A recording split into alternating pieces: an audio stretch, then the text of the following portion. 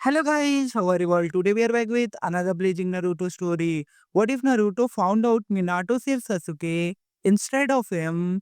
If you enjoy this video, then please like, share and do comment. And also check the description to original creator of this beautiful creation. So let us start the story. Both were panting heavily, their chakra levels low. They were glaring at each other, both remembering what had happened years ago. Once again, the two rivals if not best friends were at the Valley of the End, and this time, there would be no holding back. You can still come back, Sasuke, Naruto told him again, trying to convince the Avenger before it was too late. I'd give you leniency, and you'd be able to do missions again after a few years. You'd be able to restore the Uchiha clan, too.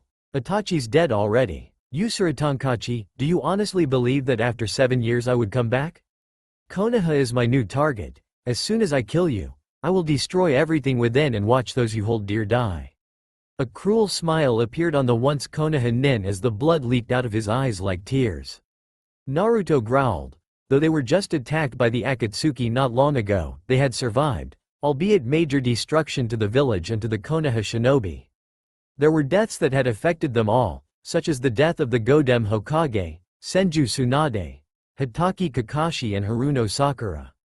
Everyone had been depressed over their deaths, especially Naruto, who lost the remainder of his team, his family. But despite his pain, he had faced it head-on. Flashback start. The citizens of Konoha were deeply affected by the death of their Hokage. Their auras were that of depression and they were giving up hope in a way that it could be considered as phrased by the Hyuga Neji from years ago, succumbing to their fates. Now, Naruto would not have that. He wouldn't let his village give up. Sure, they were hit pretty hard by the attack from the Akatsuki and Uchiha Madara, but that didn't mean they had to give up, it just wouldn't do. On an overcast day a week after the attack of the Akatsuki, the new Hokage was to be presented to the citizens of Konoha. At the time of the ceremony, the villagers were confused. Why were they here if they didn't have a Hokage to lead the ceremony? Who was actually strong enough to lead them? Their confusion soon turned to shock though as they saw a yellow flash appear before them. Murmurs spread around the congregated group of Konoha citizens as a yellow flash went around the villagers and shinobi. The yellow flash finally stopped on the stage where the Hokage would normally be. Upon further inspection, he was wearing the normal Junin attire. A Junin vest with standard Embu black pants with white tape around his ankles and wore a simple black, long-sleeve shirt. There were a few things that really shocked the assembled crowd. He was wearing a white, sleeveless trench coat that went to his ankles that red flames traveling from the bottom upwards to his knees. While this had thoroughly stunned the crowd, it was merely the tip of the iceberg. The part that had shocked the shinobi and villagers were his features. Sun-kissed blonde hair, bright, deep azure eyes and 3 whisker marks on each side of his face.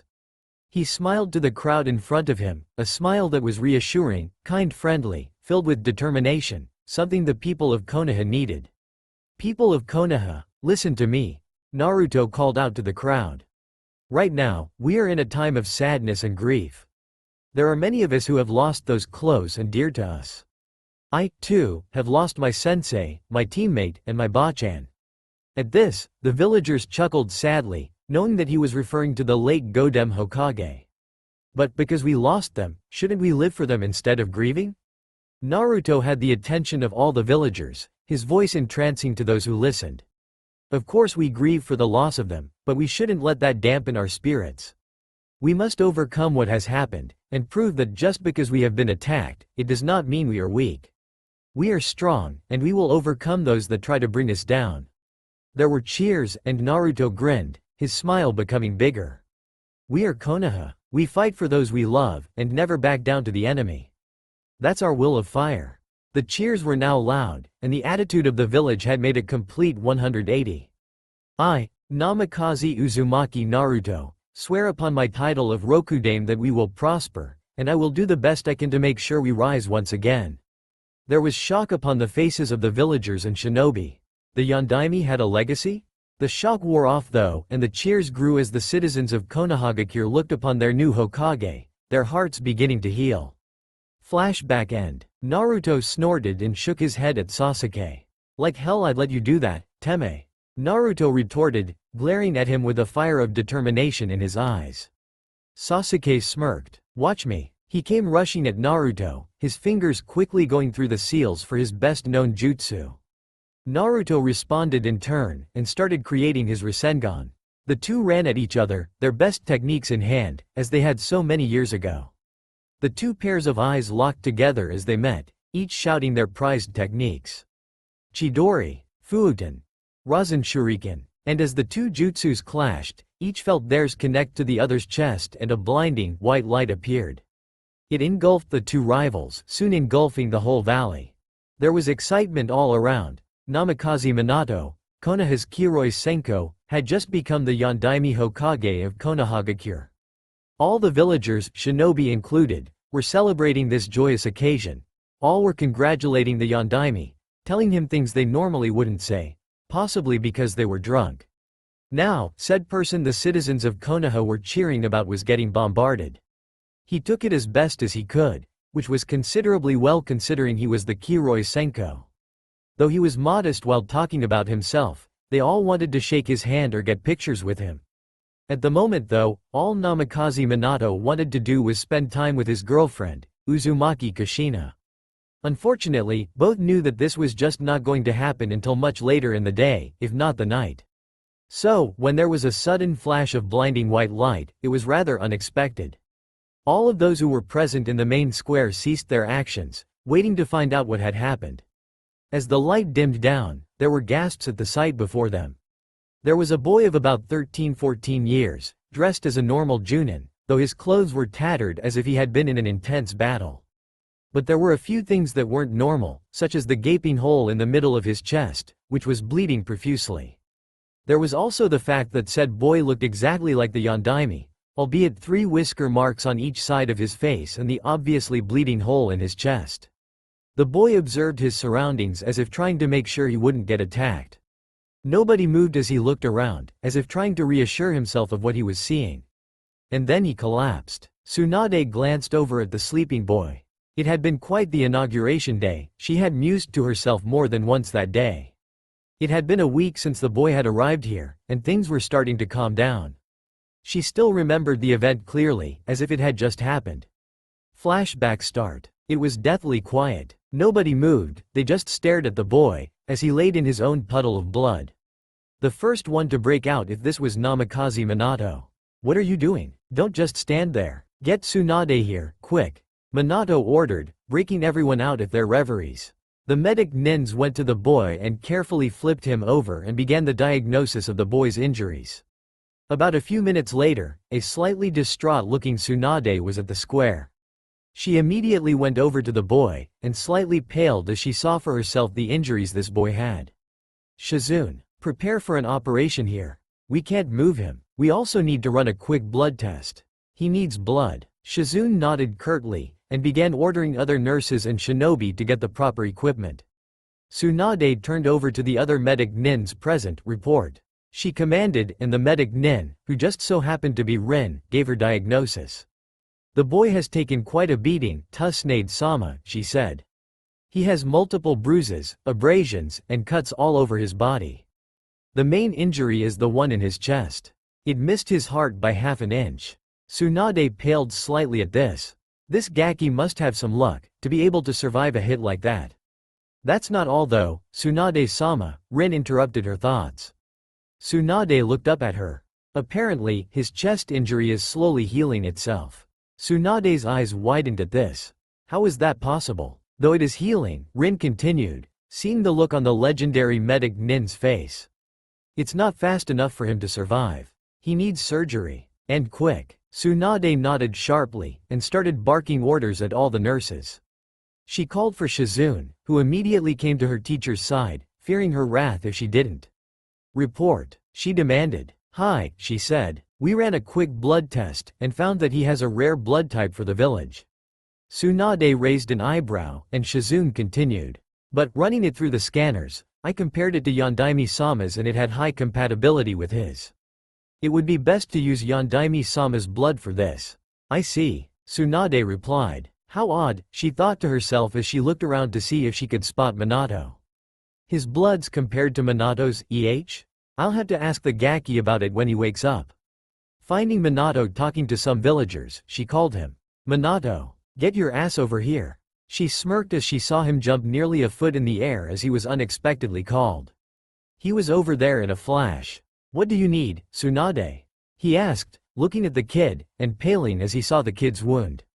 We found that his blood is highly compatible with yours, Tsunade explained, not sparing any words. We need you to make a blood transaction, otherwise the Gaki won't make it. Minato blinked, but nodded. Getting his affirmation, Tsunade started barking out orders once more. She also ordered Minato to take off his shirt for the transaction. Some of the nurses ogled his abs, but he just rolled his eyes. He laid down on the cot, which was close to the boys. Shizune put a needle in, and began drawing blood from him. Tsunade had already begun healing the boy, and after 25 minutes, the boy's wound had been completely healed. Tsunade had ordered him to be put in the hospital, where he would rest until he woke up. Flashback end. But still, Tsunade thought. To be compatible to Minato's blood? That's certainly not something normal. To be compatible, you have to have Namikaze blood in you. That was one of the difficult things about the Namikazes. If you were of Namikaze blood and needed a transaction, you needed another Namikaze's blood. Sure, it would work with others' blood, but you just wouldn't get the same rate of healing as you would with Namikaze blood. She sighed, and walked out of the room and turned off the light, leaving the two blondes to sleep. Naruto sighed as he sat down against the large tree within his mindscape. Ever since he had fallen unconscious, he had been training with the resident furball. It was the only thing he could do since his body was still recovering to his chest wound in his fight against Sasuke.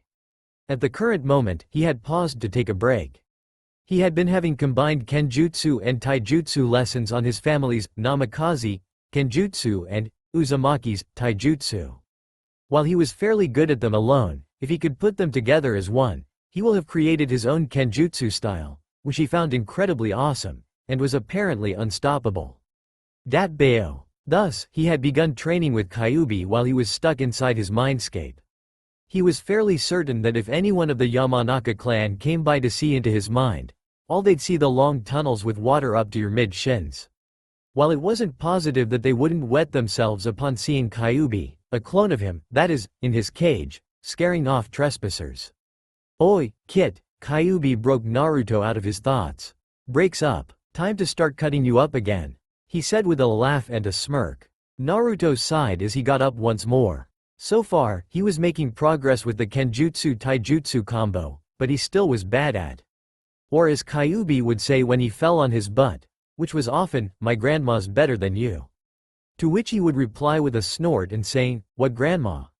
I thought you were born by knocked up rocks, your head's so thick. So when, instead of taunting Naruto after he fell on his butt, again, his eyes narrowed. Kit, he said with an unusual seriousness. I believe it's time for you to wake up. Wake up? Naruto asked, getting back on his feet. Why? Because, Kyuubi explained, heading back towards the door that led to the cage. They're sending Yamanaka Inoichi in. He won't be fooled like the others of his clan. He will find this, and report it to whoever is Hokage. Naruto's eyes had gone wide as he heard the name, Yamanaka Inoichi, spoken by Kyuubi. He knew that the Yamanaka clan head was smart, and would certainly not be fooled by the traps that had been lain in there. So, Naruto sheathed his sword and ran to catch up with Kyuubi, who was almost to the door which led back to the cage. Upon entering the long hallways once more, Kyuubi slipped back into his cage, and Naruto put the seal back on with deft hands, as he was the resident seal master of Konoha, being approved of by Jiraiya, and tossed his sword to the now large, nine-tailed Biju. Walking away, Naruto turned his head over his shoulder with an affectionate smile. I'll talk to you later, furball. Kyuubi let out a breath, which was hot and strong, and would have knocked Naruto over if he wasn't prepared, or used to it. Yes, we have much to discuss. I believe the place where we have landed is, in fact, Konoha, but not the one we are used to. Naruto nodded and began the long trek to the outside corridors of his mind. And Naruto could hear, though it was softer, quieter, and lined with worry, Kyuubi's departing statement as he left his mind for the real world. And be careful, Kit. Naruto had a soft smile on his face as he was in darkness again. Naruto blinked as his eyes got adjusted to the real world. He could hear people talking around him, though it was still fuzzy to his ears. He blinked a few more times before he could clearly see the white walls around him. And then he scowled. He looked around to see who was in the room. There was Ero Sennin, Inoichi, Shizune, Rin, Obito, Kakashi, his Ba-chan, to which he almost sprang out of bed to hug her, and an familiar man with azure eyes and blonde hair, much like his own. He scrunched his eyes, and his scowl became a frown as he tried to remember the man. The man raised an eyebrow, noticing Naruto looking at him funny. "Who are you?" he asked the man bluntly, scratching the back of his head, giving up the search to find the man's identity. Kyuubi sighed and muttered something about dense, blonde brats. There were several other reactions to his question besides Kyuubi's. Jiraiya laughed out loud. Inoichi almost did, but he put his hand over his mouth. Tsunade smiled, as did Shizune. And Obito, Rin and Kakashi stared at him with wide eyes. The unidentified man himself smiled sheepishly and scratched his head in a manner such as Naruto's. "Well, I'm Namikaze Minato, Yondaime Hokage." Naruto stared at him. He blinked owlishly. "Who?" he asked again. Jiraiya laughed again, even harder this time. Naruto watched Minato shot his sensei a glare, but said person was laughing too hard to notice. Minato looked at the boy again with a sigh. "My name's Namikaze Minato, kid. The Yondaime Hokage." He observed Naruto, and it looked like it got through to him this time. "Oh," he scratched the back of his head, noticeably paling a bit. "That would explain why you were so familiar." He gave off a shaky, somewhat nervous laugh. Minato smiled lightly. "No problem, kid." He was silent for a few moments, before asking, "So, where'd you get the giant hole in your chest from?" Naruto looked confused for a second, looked down to his chest, before remembering what happened, and winced. "Well, to put it simply, a friend and I got into a fight, where he put the hole in my chest. Unfortunately, I didn't get to see if I nailed him or not, but I think I did. God knows the bastard deserved it. And when I woke up, you all were here." Naruto explained, trying to give away as little information as possible. "I see," Minato said, looking to Jiraiya, who nodded slightly. It normally wouldn't have been noticed by anyone in the group, but Naruto's sharp eyes caught it. He had trained his eyes to pick up the small things, lest he suffer for in the future. He looked out the window on his left and thought about his village. He thought about what would have happened if he hadn't landed the killing blow to Sasuke. What was happening to his village right now? Were they being attacked? Were all his precious people dying protecting the village because he wasn't there to help them? As he pondered these questions, the occupants of the room observed him, unbeknownst to him. They saw not the eyes of a 13-year-old boy, but of a war-torn man who had suffered, who had lost what he loved. As they looked into his eyes, all could clearly see the unshed tears that he couldn't cry, because he had cried too much. Tsunade, who had experienced some of what the boy had, put a reassuring hand on his shoulder, causing the boy to turn around and face her. "You're too young to have eyes like those, Gaki," she said with a small smile. "But don't worry, as long as we're here, nothing'll happen to you." The boy looked surprised, but then he gave a brilliant, if not small, smile to those in the room. "Thanks, Ba-chan," he said to Tsunade, who bopped him on the head. Everyone, including the still angry Tsunade, laughed. "By the way," Minato asked, causing everyone in the room to look towards him. "What's your name, kid?" Said boy looked at everyone in the room before answering, "Naruto." With a smile. "Well, Naruto," Tsunade said, a week after he had woken up. "You're free to go now," Tsunade told him, smiling at the hyper boy. "Yata. Arigato, Ba-chan," Naruto exclaimed with a big grin, running out of the hospital before he could be held back and get hit by Tsunade. Naruto had been waiting to be released for that whole week. During that time, when he had pretended to be sleeping, he was in his mindscape, practicing, talking, and planning what he was going to do. As he walked down the main road of the village, he thought back to his first conversation with the Kyuubi after the conversation a week ago. Flashback start. Going into his mindscape, Naruto walked down the corridors he knew by heart to his tenant's residing place. When he got there, he nodded to the Kyuubi, who nodded in return. Kyuubi turned into his human form, and followed Naruto into their meadow, where they trained. Walking towards the giant tree that stood tall in the grassy meadow, there were no words spoken between the two. Upon arriving at the tree, the two sat, and nothing was said for a while. Naruto was the one to break the silence. "What have I gotten myself into this time?" He asked, to both Kyuubi and to himself. Unfortunately, I know not, Kit, Kyuubi said. Although, I do have a theory as to why this has happened. Naruto looked at the Kyuubi intently. Kyuubi continued. The kami are fickle creatures, Kyuubi began, choosing to ignore the eyebrow raise from his jailer. They rule this universe, as well as the many universes we have yet, or may not even discover. Everything has a reason for which it happens, thus creating the tale we call our existence. The kami watch as the fates of many intertwine and create the many paths to which have been already seen. Now, if the kami find that the paths that have been set are changed to where a person is suddenly erased, they will intervene. Though this rarely occurs, it sometimes does happen. In this case, the kami have decided that your life must continue on. The Kyuubi paused, letting the information sink into Naruto's somewhat thick head. When Naruto nodded to the Kyuubi, he once more continued. Thus, it brings us to what has happened. I theorize that we have been sent into the past. Naruto's eyes widened, but he didn't object to the theory. I guess that going to the past can happen, even if it's weird. I mean, everyone in that room, except for Shizune and Inoichi, are dead in the future. But here, they're all alive. It's hard to accept, but I guess it's true. Naruto said, to which Kyuubi nodded. And this means we're going to have to be careful here, otherwise some things will be totally messed up. I just pray to God nothing happens to where all my friends end up not being born. That'd be way too troublesome. Naruto said, smiling as he thought of his lazy friend Shika. I agree, Kyuubi said. It is best to be on guard. Otherwise, you'll slip, and then things will be very complicated, and as you said, troublesome. Naruto nodded, and the two got up and began to train Naruto once more.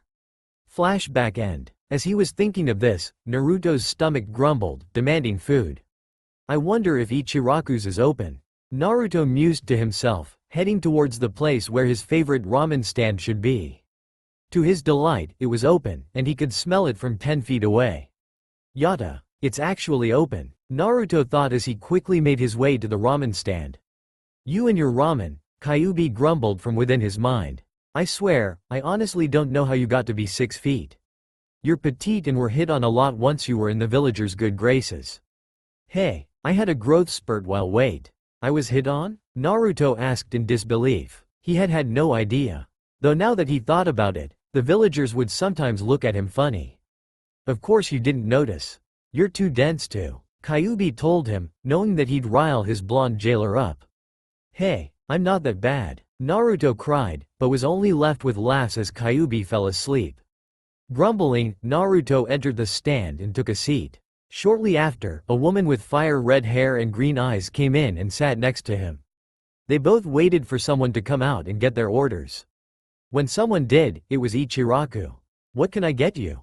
He asked them, his same kind smile on his face, albeit younger looking. One miso ramen with pork please, old man. The two customers ordered at the same time. The two blinked, and looked at each other with obvious shock. Ichiraku just laughed. Alright then, your orders will be out in a couple of minutes, you two. He said, going to make the ramen. The two were still staring at each other when he left. Naruto blinked a few times before he smiled widely. Hi, I'm Naruto. He greeted, putting out his hand. The woman didn't hesitate as a smile as big as Naruto's came onto her face.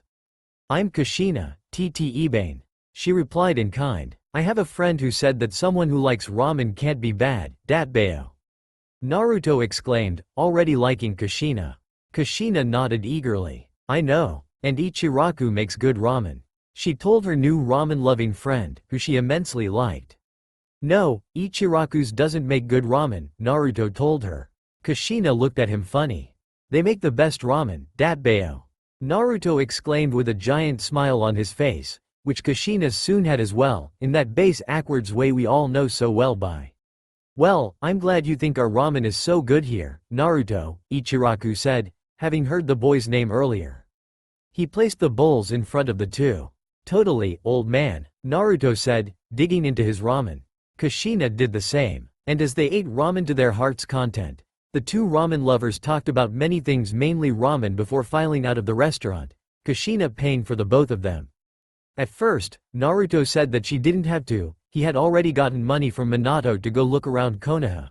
But she insisted, saying that it was rare to find a ramen lover like her around here.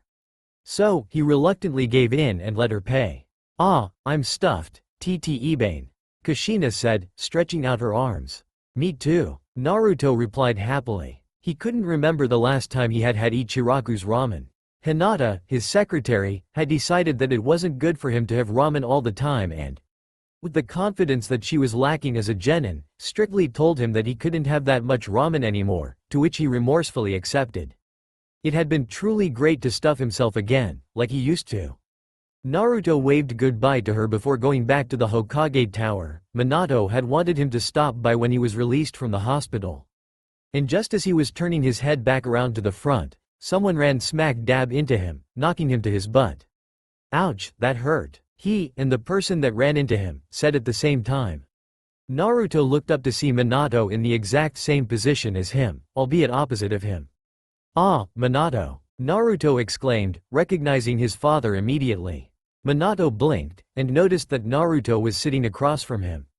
"Ah, Naruto. Sorry about that. Actually, I was looking for you," he explained, scratching the back of his head, smiling sheepishly. "Actually, I was heading to the Hokage Tower just now," Naruto laughed, scratching the back of his head as well. "Naruto, are you all Minato?" Kushina's voice came from behind Naruto, and the two blue-eyed blondes looked to behind Naruto. There stood Kushina, in all her glory, looking extremely confused. "Oh, hi Kushina." The two blondes greeted in unison, turning to look at each other, wondering how the other knew the redhead. "Wah, Minato, when do you get a mini-me?" Kushina asked, watching as Minato helped Naruto up. "Kushina, this is the kid from the incident 2 weeks ago." Kushina looked at Naruto with wide eyes. This was the kid that had Minato's blood? Naruto, how do you know Kushina? Minato, changing the subject. "Oh, we met at Ichiraku's." Kushina answered for him. "Naruto's a true ramen lover," she exclaimed with a wide grin on her face. Minato sighed. "How do you know Kushina, Minato?" Naruto asked, tilting his head to the side, which Minato and Kushina secretly thought was adorable. Minato smiled, and walked over, draping an arm around Kushina's shoulders, which Kushina smiled, if possible, even more. "This and my fiancé, Uzumaki Kushina. And that's a wrap, people. My god, this was incredibly long. I don't know how I wrote all of this. It's 14 pages long, meep. But it's all's well that ends well, I guess. On another hand though, the thing we all hate, school, is starting for me next week. So, the chapters will not come as fast, but I promise that I'll do my best to make sure that I update at least once a week. Ebane. As said before, though, review. Also, here's the omake. The story flowed right, and I got to write this. Fiancé? Naruto asked. He blinked. He stared at Minato and Kushina, who in turn started to squirm a bit under his unwavering gaze. But that didn't last long. That's so cool. I didn't know you were taken, Minato. I thought that you were single, the way the women look at you. He smiled a foxy smile. Minato blushed, and Kushina raised an eyebrow. But she soon grinned a foxy grin of her own. I like you even more, Naruto. Kushina exclaimed. Naruto just smiled again. Minato sighed. This was going to be difficult. He could deal with someone as eccentric as Kushina. Sure, she was a bit wild, but he could manage. But then that's where Minato came into the picture. He was exactly like Kushina, and he didn't know if he could deal with two Kushinas. Shaking his head, he looked to Naruto. Well, now that that's solved, why don't you follow me back to the tower, Naruto? We'll get your living arrangements all sorted out. Naruto nodded, and began walking back to the Hokage Tower. Having nothing better to do, Kushina decided to tag along. Little did she, let alone Minato, know that her choice to come along would have an impact for what was to come in the future. Naruto was deep in thought as he walked towards the Hokage Tower with his unknowing parents. It was rather interesting, he thought, that they didn't notice the similarities that he had with the two. From his father came his looks, while his personality mainly came from Kushina. He doubted they would ever figure out that he was their son unless someone told them, or someone from the Nara clan, presumably as smart as Shika, decided to take an interest in him. He really hoped the latter wouldn't happen. If any Nara, even if they weren't as smart as Shika, would undoubtedly be interested as to why he acted the same as Kushina, and looked like Minato. Though, he mused, it certainly would be an interesting thing to think about. He would have been curious about this himself, save for the fact that he would be solving the mystery that was him. That's why he hadn't told anyone his last name. So in thought of what might have happened in the future, he didn't realize, nor did they, apparently, that one of them was walking on each of Naruto's sides, making them look like the normal family going on a walk. Except, it could never be normal when the Yondaime himself was in this family. And so in thought about what may happen, he didn't realize himself going back into his memories, thinking of all his friends who were so far, yet so near. So, when Kushina looked at him to ask him of his favorite ramen, she gasped in shock, surprise, and, strangely, guilt, as she saw the war-torn eyes of a boy, no older than 13. His eyes, so brilliant a few moments ago, became a dull blue. Minato, who had things on his mind, specifically where Naruto would live, turned his head at Kushina's gasp. Looking at her face, he looked down to Naruto's face, where he, too, saw the dull shade of blue. Guilt washed over his normally perfectly controlled face. He didn't know what had happened to the boy, but he knew it must have been a painful past. He knew, boy did he know, that no person should have eyes like Naruto's. He could only wonder about the boy. Where was the boy from? How did he know Konoha so well? Was he a spy? And why does he remind me on myself when I was younger? With these thoughts in mind, he entered the Hokage Tower with Naruto and Kushina. Time skip. It had been a year since Naruto had arrived in the past.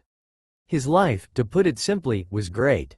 He was made a Junin on the account of A. When he got there, he was wearing a Junin vest. B. The tests to show his skills clearly showed that he was clearly above Junin. And C. Naruto wouldn't be anything other than a Junin. The villagers liked him a lot, and he got along great with the kids. He trained every day, practicing his Kenjutsu Taijutsu, as well as separately, combo, and his ninjutsu under a sulfur monosulfide class Kenjutsu, on training field 131. No one thought to look for him there, believing that he may be practicing at the training fields at his house. Which brought him to another point of his great life. He was living with his parents. It was decided that he would live with Minato, and therefore Kushina. He didn't mind, and neither did Kushina. The three of them got along great, almost like a real family. Though Naruto was careful, he almost slipped sometimes, calling Minato, Dad. Though he was able to correct it before anyone could catch it. Though Naruto didn't like lying to them, he had no choice but to keep his past from his unknowing parents. He doubted if they'd believe him if he told them the truth, so whenever his past was brought up, he'd act uncomfortable, making Kushina and Minato guilty enough to quickly change the subject. And while he enjoyed life as it was at the moment, Naruto knew to be in guard. He knew that this happiness, no matter how much he wanted it to, would not last forever. He knew something was coming, and whatever it was going to be bad. But little did he know that that something was coming, and soon. It had been a normal occurrence to see the Yondaime with his makeshift family going out to dinner, specifically Ichiraku's ramen bar. The three were happily chatting away, eating their ramen as they normally did. The three of them jumped in their seats when there was a scream. All three turned around to a blinding flash of light. All covered their eyes so to not be blinded. When the light had faded away, it had left all stunned. Standing there was a boy about 5 feet 10. He was wearing a white, long-sleeved shirt that was open, revealing his chest. He was wearing standard black Anbu pants and black shinobi sandals. He had a sword, which was strapped horizontally across his back. Though his most stunning features were his jet black hair and his matching black eyes. He looked around at the crowd until he spotted Naruto. He smirked, sending chills down the backs of villagers. It looks like you survives, Naruto. Naruto looked at his ex-teammate in shock, dread, and hatred. His eyes narrowed, and he glared at him. But that was when he noticed something strange. Sasuke's body was wavering. His eyes narrowed even more so. Wavering? Is it a genjutsu? He thought to himself as he pushed a little of Kyuubi's chakra to his eyes. The kenjutsu dissolved for him immediately, and who he saw was quite unexpected. What the hell? He asked aloud. Minato turned and gave him a scolding glare, though soon noticed that it was no good, seeing that his son was focused on the newcomer rather than him. Naruto surveyed his surroundings, keeping one eye on the newcomer the whole time. By now, the shinobi had evacuated the civilians far enough from them so they wouldn't get injured. There were only a couple handfuls of ninja there. Bringing his full attention back, he cautiously stepped toward the newcomer. Now standing only a few feet away from the newcomer, Naruto spoke. Who are you, and what are you doing with the firebird? He asked. If he was who Naruto thought he really was, the answer would be one of the strangest, if not weirdest, things the other shinobi would hear in their careers. I am who I am, and I have the firebird to do as I see fit, as it never burns. The newcomer replied, smoothly. The shinobi had no idea what they were talking about, and were going to attack, but Naruto had already moved. He launched himself at the man with his arms open wide, an incredible happy look on his face. The man held out his arms and caught Naruto with ease, as if he had done this multiple times before. If they weren't confused before, the shinobi in that group were now. Why was Naruto hugging the man in an intimate way? And who was that man? You still haven't really answered the question. Kushina said, walking towards the front of the group. Who are you? And what are you doing here? Her demanding voice brought the other shinobi out of their confusion, and they brought out their weapons, on guard. Not letting go of Naruto, the newcomer turned Naruto toward Kushina and released his genjutsu. What they saw surprised them all. There stood a man, in his late teens, 17 to 20, people, who was about 5 feet 11 inches, and had the attire for a Konoha. His black hair was into a ponytail created at the nape of his neck, and went about halfway down his back. He had pale skin and black eyes, just as the genjutsu had showed, as well as hollow cheeks. My name is Itachi, Itachi explained in his emotionless voice, the smirk on his face leaving long ago, though his eyes danced in a mixture of amusement and mirth. And my reason for being here, he continued, placing one of his hands on Naruto's head, who pouted at the action, is to take care of him. What are you talking about? Minato asked, suspicion layering his voice. Though Naruto was too old to be his son, Minato had treated him like one, and thus, was not too pleased at how Itachi was holding Naruto. Yeah, and how are you alive? Naruto asked, his eyes looking up at Itachi, who was behind him. I, of all people, was pretty sure that you were dead. I saw your body. A flicker of a smile passed Itachi's face as he looked towards Naruto. Do you really want to know? He asked in a voice that said that he would tell you, though it was something that you wouldn't want to hear. I think I'll pass he. Naruto paled slightly, thinking of ways that Itachi could have survived, or better yet, been brought back to life. I'm here for a reason you know very well. Itachi's eyes hardened. He's coming. At those two words, all the color drained Naruto's face, and he sagged into Itachi.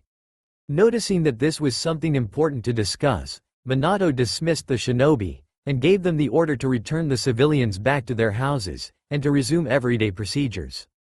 Let's go to my estates and discuss there, Minato said in a tone that couldn't be refused.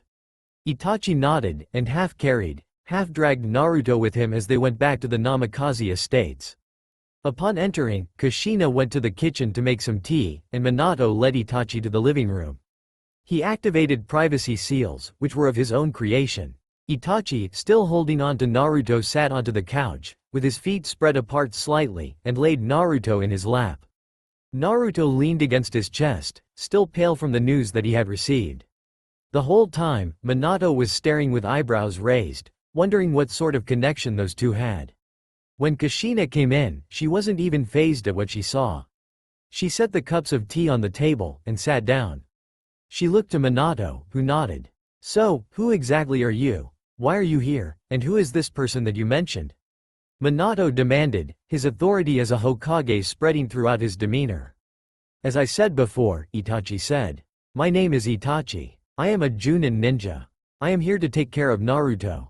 He paused, looking down at Naruto, who was starting to fall asleep, as he had done so in the past. What do you mean, take care of him? Kushina asked. She was observing the way Itachi held Naruto, and knew they held a special bond together, one that was not easily broken. It is exactly as I said, Itachi explained, looking up from Naruto. There is someone coming here, soon, who has the power to destroy Konoha. Minato looked a bit shocked, not exactly expecting to hear what he just had. He is very dangerous, Itachi continued. Though Naruto has always been able to have a somewhat even match with him. He's obsessed with killing him, though I shall not tell you why. That is something for Naruto, and only him, to tell you. The two unknowing parents looked to Naruto, who, by now, was fast asleep on Itachi's chest. So, what you're saying is, Minato began. You're someone we don't know anything about, coming here to take care of Naruto, who will soon be facing a psychotic man who wants to kill him. Itachi nodded and Minato frowned. Well, that's rather messed up now, isn't it? Minato asked, scratching the back of his head. The earlier mix of amusement and mirth came back to Itachi's eyes. You're the same as you were before, Yondaime-sama, Itachi murmured to himself, so that only Naruto, who was asleep, would be able to hear it. I see, Kushina said, a thoughtful look on her face. And how do you plan to take care of him, if I might ask? Kushina asked, looking straight into Itachi's eyes. I will be training him every day in such ways where he will be able to beat him. Itachi responded, confidence slipping through his emotionless mask. And do you, by any chance, know who this person is? Kushina asked. Itachi looked at them in their eyes, his gaze unwavering.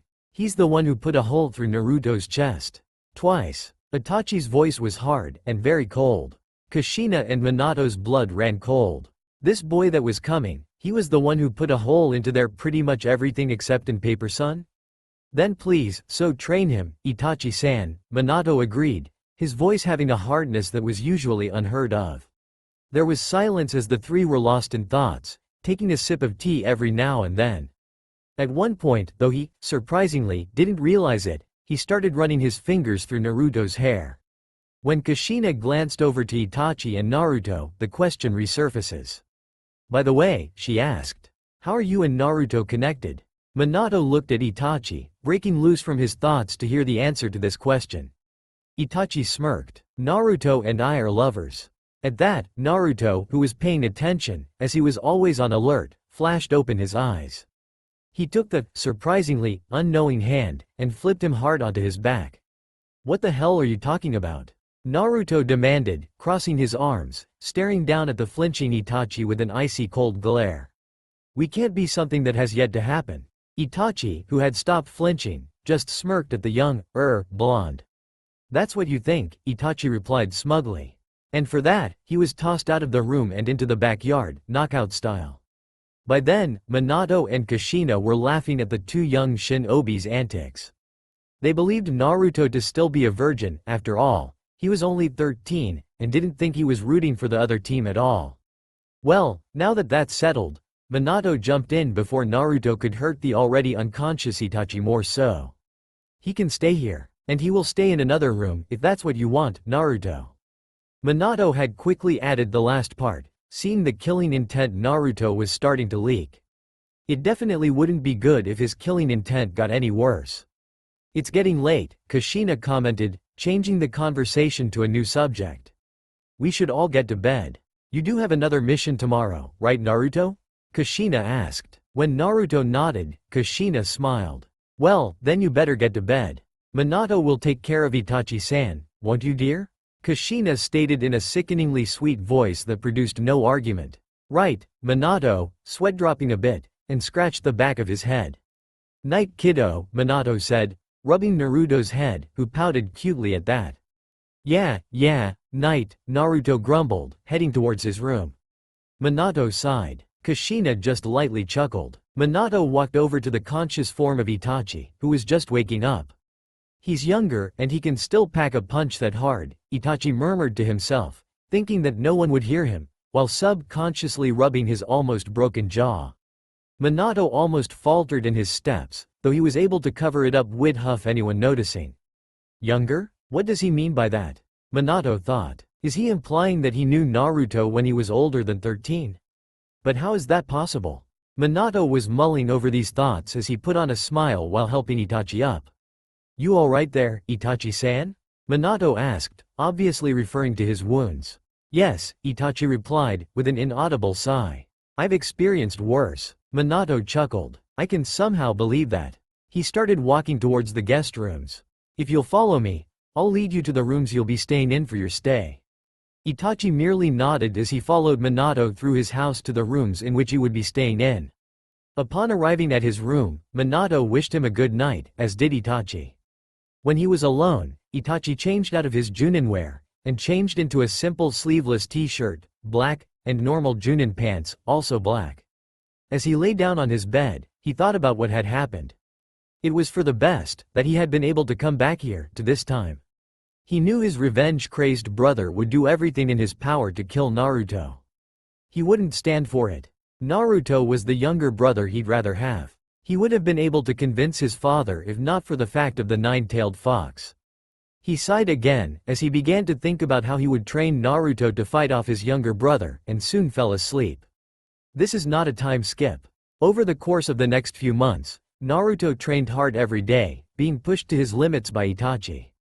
He'd go on missions, though those were very limited because of Minato's somewhat overprotectiveness of him. He didn't mind too much, but he wasn't used to having someone worry over him like that. Sure, Iruka had treated him to ramen, and had come to check up on him every now and then, but that was it.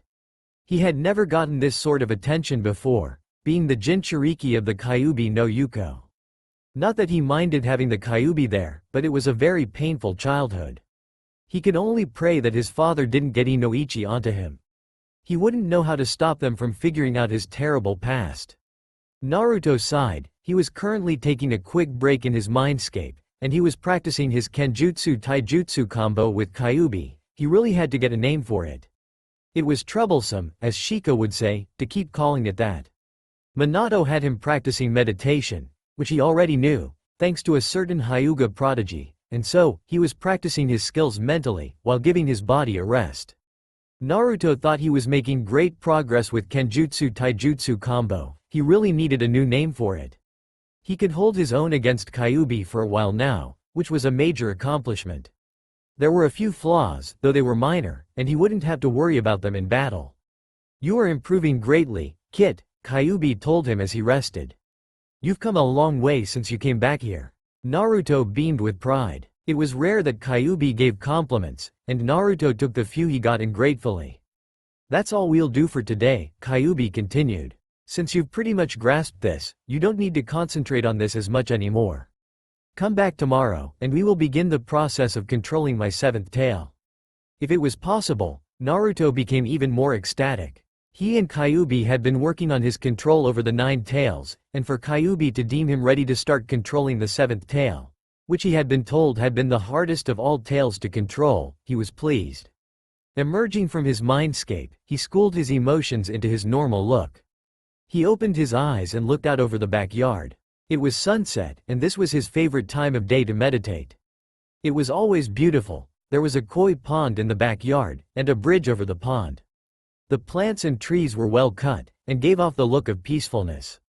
Often, his parents would find him here, or so he had been told, and they watched him for a while, his eyes nostalgic.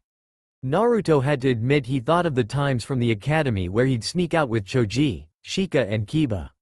But today he was remembering the times he'd had as a member of Team 7.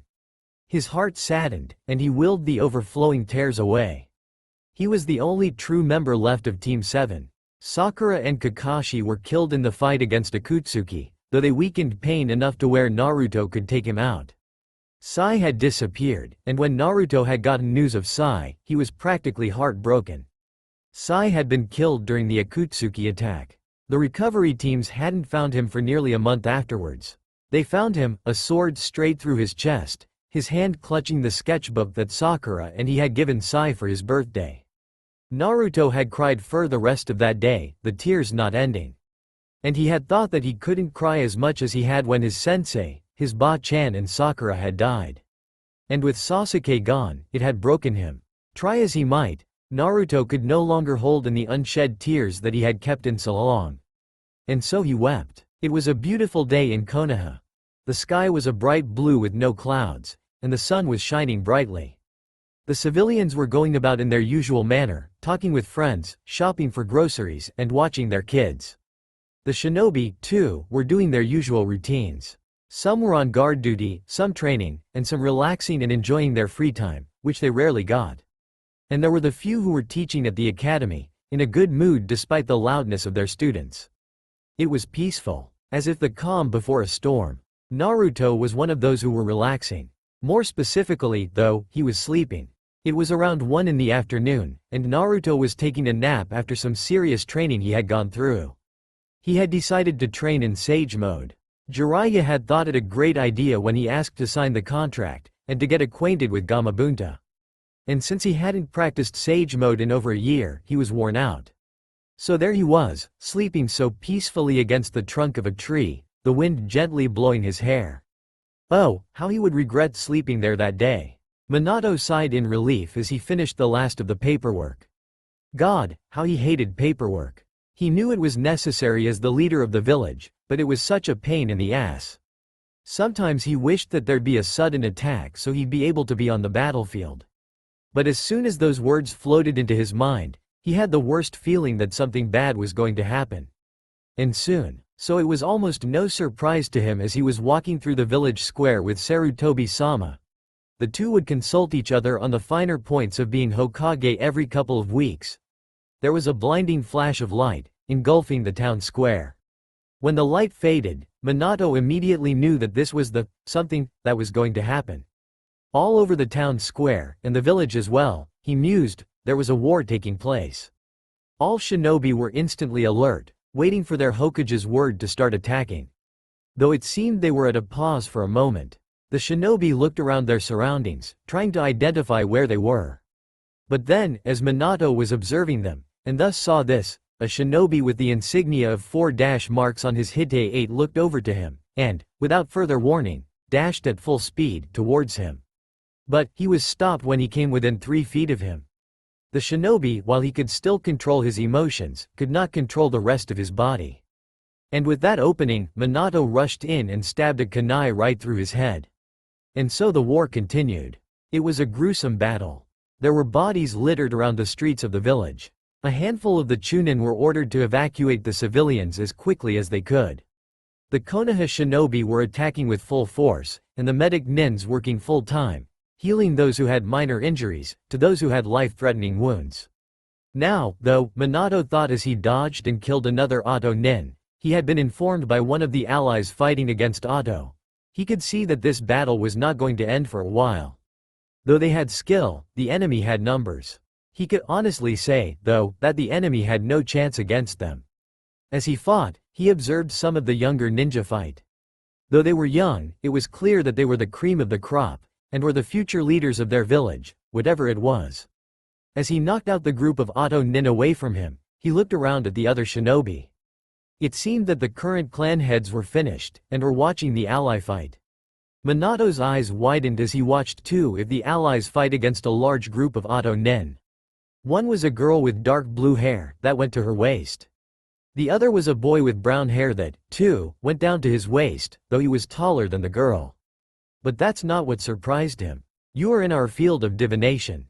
The two said together as their Byakugans appeared, and they began to, quickly, take down the enemy with the Jukin. But as soon as that group was defeated, a new wave came in. And as the clan heads immersed themselves back into battle, they all were thinking similar thoughts. Will we make it out of this was alive? Naruto woke up with a start, hearing an explosion. And when his eyes opened, he cursed up a storm. He could smell the blood, and he could hear the jutsus being called out. He mentally slapped himself. What is he doing sleeping when there was a fucking war going on? Damn, he growled out as he headed towards the place with the most blood. This was not a great way to wake up. There was an enemy attacking.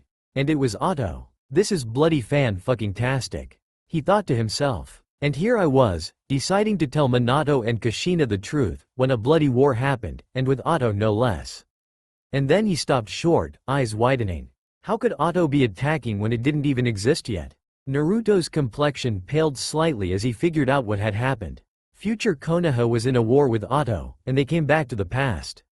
Naruto pinched the bridge of his nose before he went running, at full speed, to stop the war. As he entered the main part of the village, he scrunched his nose at the smell of blood. If it's this bad for me, I really feel sorry for Kiba. But he didn't stop as he headed towards the main square, using the rooftops as passageway. When he got there, he saw all of his friends fighting alongside their unknowing parents. Despite the situation, he couldn't help but chuckle a little.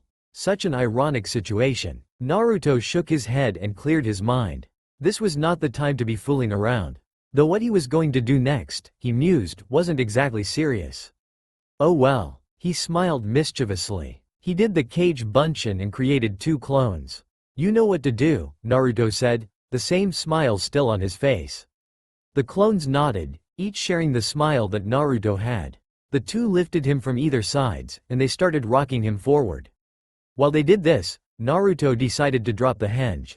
And in doing so, he was now in his 20-year-old body, with his katana. The two clones grunted at the new weight, but continued rocking him back and forth. When they had accumulated enough speed, they went back as far as their arms could go. In that moment of time, Naruto quickly observed the battlegrounds. Without most of them realizing it, sand was making their way around all the Konoha shinobi. Naruto smirked. Gaara had sensed him. He wasn't the case cage for nothing. And with that final thought, the two Bunshins chucked their boss as hard as they could at the large group of Auto Nins waiting to attack the rest of the Rookie 11. Hey, you! If you don't know what the Rookie 11 is, I suggest you go Google it. And when they chucked him, Naruto screamed at the top of his lungs, RAAAMMMENNN. And, at incredible speeds, rocketed towards the group of Auto Nin. And all the while, he was thinking, this is going to be so much fun. To say they were shocked was rather an understatement. All of the shinobi present, whether they be Auto of Leaf, jumped at the rather boisterous war cry. And when the source of the war cry was identified, the Leaf Nin almost felt sorry for the Auto Nin. Almost. A certain blonde ninja had rocketed from God knows where, effectively surprising the Auto Nin. With his katana in hand, Naruto began his assault on the sound. His movements were graceful, and no movements were wasted. Within a few minutes, the large group of Auto Nin had been completely decimated, Naruto only leaving a few unconscious, so they could later on be interrogated, if they would even say anything. It was pretty much uphill for him there. Once the Auto Nin saw who they were up against, they tried to get away, their expressions showing pure fear at the late arrival. With the time period of an hour, the war that waged between Konoha and the unknown shinobi had ceased, for which all the Leaf Nin were thankful for. And as the clan heads met up to briefly discuss what had happened before they dispersed to check up on their families, they observed Naruto carefully.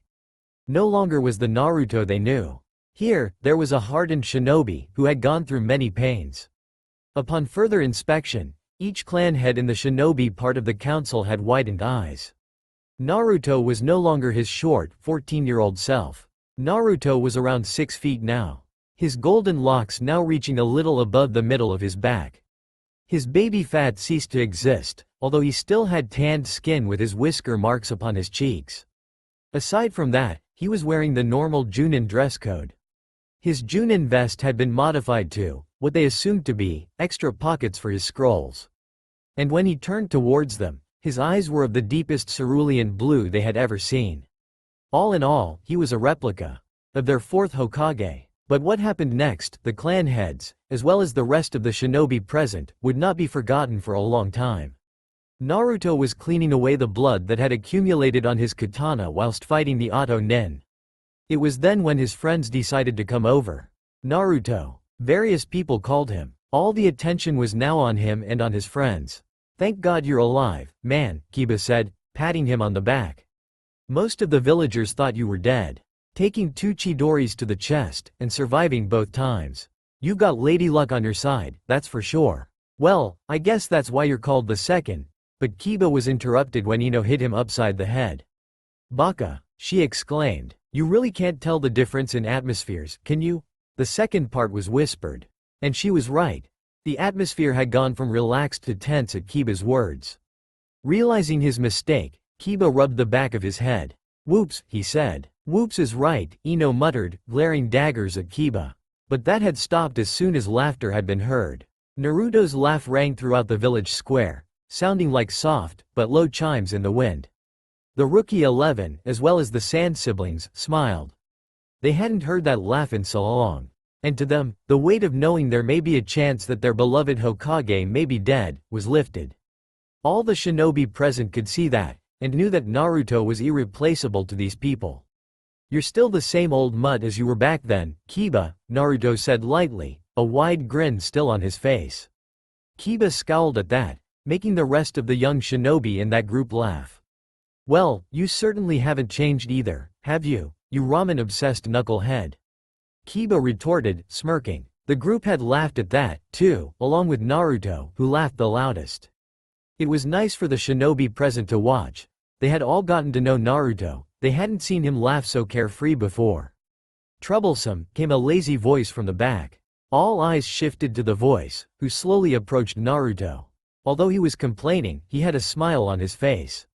When he reached Naruto, Naruto smiled. "You haven't changed a bit, have you, Shika?" Naruto teased. Shikamaru just smiled some more, and they knuckle-touched, knowing that everything was good. "I've gotten into contact with the others," Shikamaru reported in a more serious voice, causing some of the clan heads to raise an eyebrow. Naruto was one of those who raised an eyebrow. "Others? What are you talking about?" Naruto asked. Before Shikamaru could say anything else, a voice shouted out to Naruto. "Ni-chan." Naruto and the others looked over to see who had shouted when Naruto was ambushed by 3 blurs. "Ni-chan." This time, Naruto identified the voice to be Konohamaru, which meant that the other 2 blurs were Udon and Moegi. Konohamaru, Moegi, Udon, Naruto greeted with a sincere smile. "It's good to see you. Ni-chan, we missed you so much.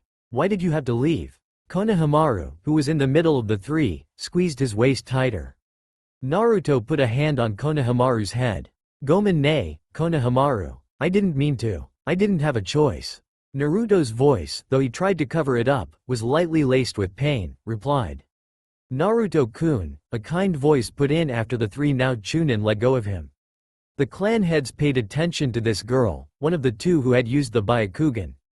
"It's good to see you again. We all missed you. The village wasn't the same without you." Though soft-spoken, her voice held refinement, elegance and confidence. "I missed everyone, too," Naruto replied. "It's been quite a while since we've seen each other. We really need to catch up on what we've missed." Naruto replied with a grin. "Oh, yes, you have some catching up to do, Naruto." Naruto looked over to Shikamaru, who had a couple of scrolls in his hand. Naruto paled instantly, knowing exactly what those scrolls were. "Yup," Ino said, placing a firm hand on Naruto's shoulder. "You have plenty to catch up on, Naruto." Shikamaru started walking towards Naruto, but before he could get to him, Naruto made a cage bunshin and did a quick kawarimi, landing himself safely, if not quickly, upon his father's back in his 14-year-old body. All in the course of a second. Minato, who wasn't exactly prepared for this, almost fell over with the unexpected weight added to his body. "Naruto," he whined. The shinobi laughed at their Hokage's misfortune, while Naruto just stuck his tongue out at Shikamaru, who was looking at him with annoyance. "If you want it done SP badly, give it to Gaara, he can do it." "I don't want to," Naruto said childishly, causing the older shinobi to laugh some more. Gaara stepped forward, having his usual emotionless face showing, though there was amusement showing clearly in his eyes. "Do it yourself, Naruto," Gaara told him. "You wanted the job, so you had to do it yourself. God knows I have enough as it is." At that, Gaara's 2 older siblings snickered, despite the glare that he gave them. "Well," Minato said, making sure he had a firm grip on his all-but-in-paper son. "You ready to go home, kiddo?" he asked. Naruto nodded, yawning before he laid his head on his father's shoulder. Within moments he was sound asleep. Minato chuckled good-naturedly. "Well, it looks like he wore himself out." Minato looked at Naruto fondly before consulting his shinobi. "Good job everyone. We suffered few casualties, and landed a large blow to the enemy. Those who have fought, go home and get some rest. There are already other Chunin and Genin starting to repair damages and clean up the mess." Minato smiled at his troops before looking at the group of assembled clan heads. "If you wouldn't mind, please set up their accommodations," Minato asked, taking a glance at the shinobi standing a little ways away from him. "Hi, Hokage-sama," the clan heads replied, bowing to their Hokage, right arm crossed diagonal over their chests. Minato nodded, and used his Hiraishin to disappear along with the sleeping Naruto. It was at this point that the clan heads noticed that none of the other teenagers had said anything. They saw not looks of irritation, but the looks of weariness, relief, and strangely, guilt. "Aren't you going to go after him?" Hiyashi inquired the group of teenage shinobi. "No, we're not," came a voice from the middle of the group. It was the other Byakugan user, the male one. "We're not going to get in the way of something he rightfully deserves." Neji replied to Hiyashi. The rest of the rookies and the Sand siblings nodded their agreement, causing the remaining shinobi to look at them questioningly. "Well then, let's move along now," Hisashi spoke up. "Everyone is tired, and all of you deserve a rest for your hard efforts." The team shinobi smiled, and went with their respective hosts to their accommodations. Little did the hosts know that they were leading their unborn children into their homes. When Minato arrived at the Namikaze grounds, he was warmly greeted by his fiancée, who just smiled when she saw Naruto on Minato's back. Kushina walked with Minato as they headed towards Naruto's room. Upon entering it, they briefly looked around. The bed was in the corner farthest away from the door on the opposite wall. He had papers all over the desk that Minato had gotten him, as well as multiple ink pots and brushes. Minato smiled proudly as he quickly glanced at his son's works. He had to hand it to Naruto, his calligraphy was impressive. He even saw some seals that he wasn't familiar with. I'll have to compare notes with him sometime, Minato thought to himself as he put Naruto on the bed and began stripping him of his bloodied clothes. Kushina, by then, had already gotten out a pair of pajamas for Naruto, which consisted of a white tank top and some pajama shorts. Minato put on his son's ridiculous sleeping cap, before pulling up the covers and kissing him on the forehead. He put a hand on Naruto's blonde hair, thinking to the events that had just taken place earlier. "We'll talk in the morning," though Minato as he quietly walked towards the door. But as he was about to exit, he saw a large picture hanging on the wall. Examining it further, his eyes went wide. It was a picture of the Rookie 11 with the Sand siblings.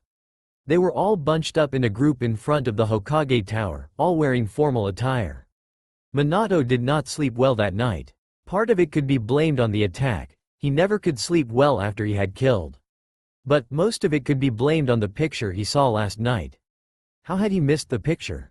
He'd gone through the room so many times, on that same path entering and leaving the room. Maybe it was a genjutsu, he mused. That could explain why he had never seen the picture before. But the name, Namikaze Uzumaki Naruto. He couldn't believe it. How could Naruto be his son? He was only a handful or so years younger than he was himself, when he had seen Naruto in what was, apparently, his real form. So, this was why, only a few minutes later, the shinobi clan heads had all received a visit from a toad summon, informing them that there was a council meeting for the shinobi tomorrow, and requiring them to bring their guests with them.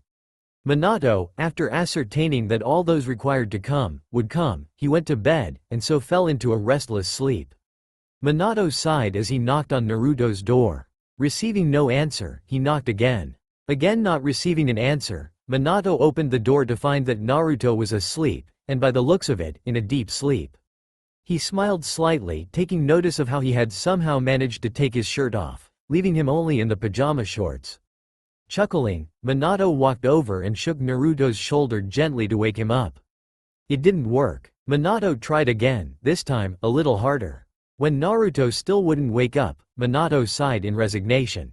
He pulled the white tank top over Naruto's head before walking over to the wall. Taking out a scroll, he sealed the picture on the wall into it, putting it in his kunai pouch, before going back to Naruto. Picking him up bridal style, he then left his clan grounds using Hiraishin to get to the council meeting. It only took him a brief time to get to the Hokage Tower.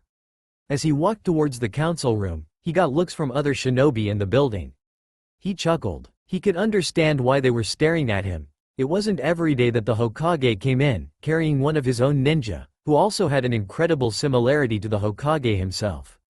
As he got to the council room, he could sense the different chakra sources gathered there, all feeling the same emotion. What are we doing here? Entering the room, all the ninja present, minus the Anbu, bowed. Minato nodded, and sent away his Anbu guards, who seemed somewhat reluctant to leave.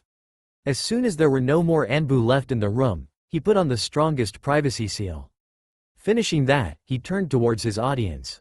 The current clan heads were on his right side, and this does include the Sarutobi clan since Hiruzen isn't the Hokage at this point, and Naruto's friends, who he assumed, based off the picture, were the future clan heads, on his left.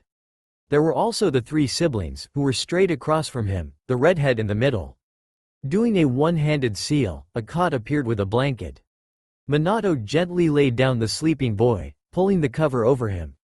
Then, he faced his shinobi once more. "I am sorry to have called you all out, right after an attack." Minato started. "But something, rather important in my opinion, has been revealed." "What is it, Hokage-sama?" asked Hisashi, who, though not being a clan head, still attended the meetings to balance the power of his clan. As you all know, about a year and a half ago, on the day of my inauguration as Yondaime, we had an interesting event occur.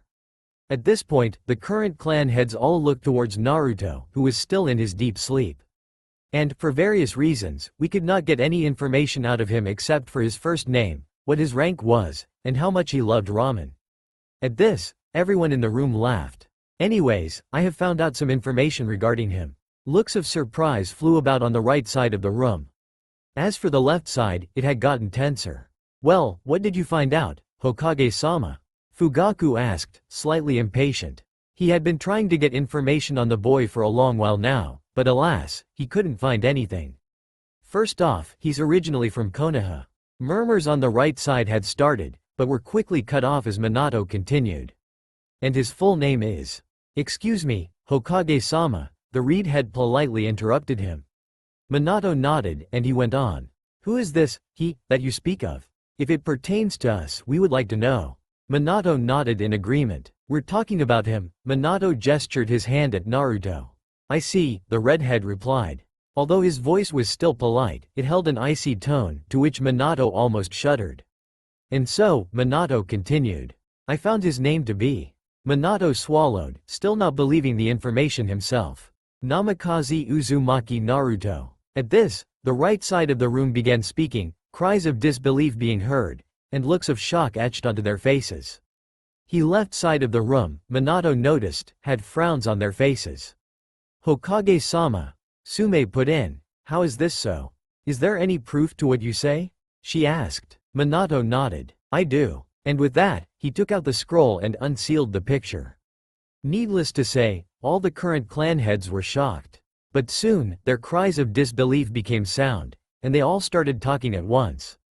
Minato rubbed his temples. This was going to take a while. But the right side's attention was soon caught by the left's when they heard a loud, baka, and a solid thump. They looked over to see Ino with her hand raised over Shikamaru's head, who was rubbing it. Baka, Ino exclaimed again. You're not supposed to be sleeping at meetings. I swear, you're just like your father, only worse. And don't pull out your cigarettes. She thumped him on the head again. This garnered a troublesome woman from Shikamaru, who was rubbing his head again. You shouldn't be so harsh on him, Ino, Choji said, with a bag of barbecue chips in his hands. We need his brain to work, you know.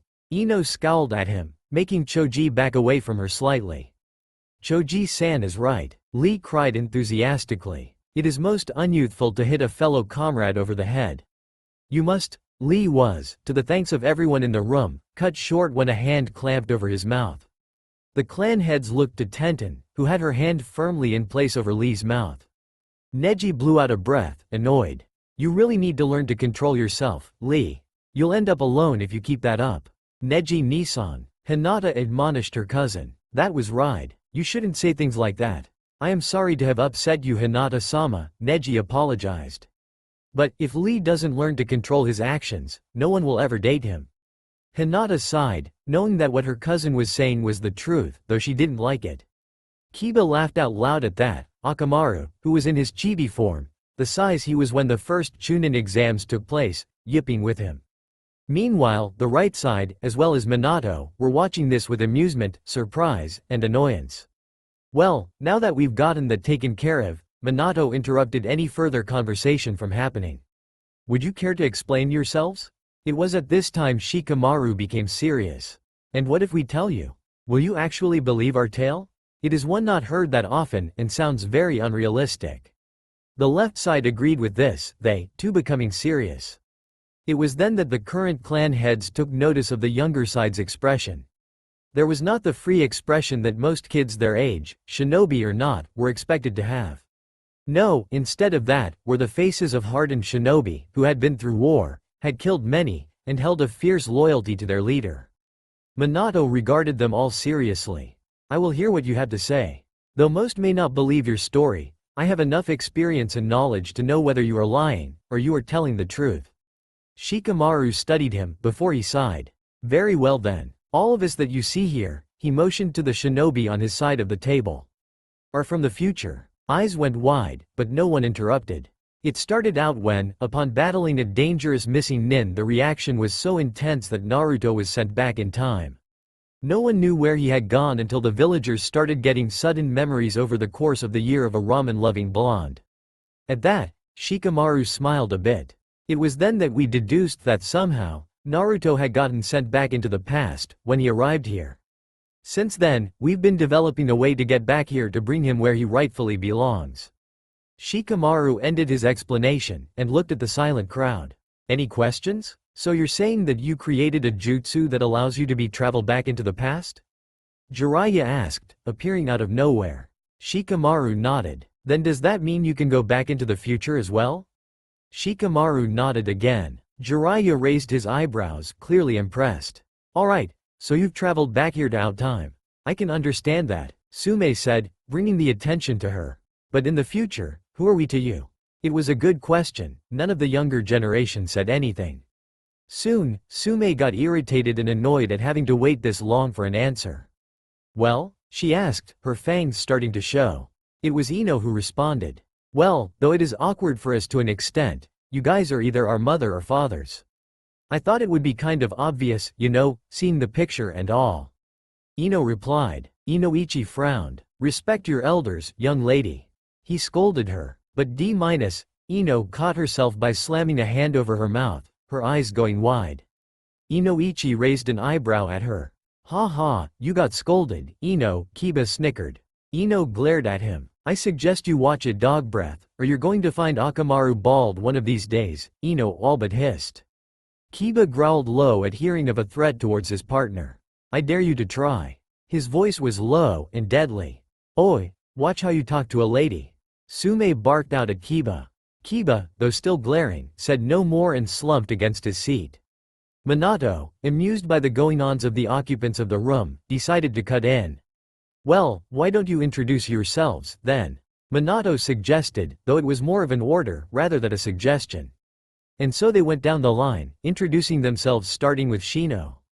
Aburame Shino, Higurashi Tenten, Rock Lee, Hyuga Hinata, Hyuga Neji, Akamichi Choji, Yamanaka Inoichi, Nara Shikamaru, Inazuka Kiba, Subaku no Tamari, Subaku no Kankuro, Subaku no Gara. At the mention of similar names, the current clan heads paid more attention to their own children.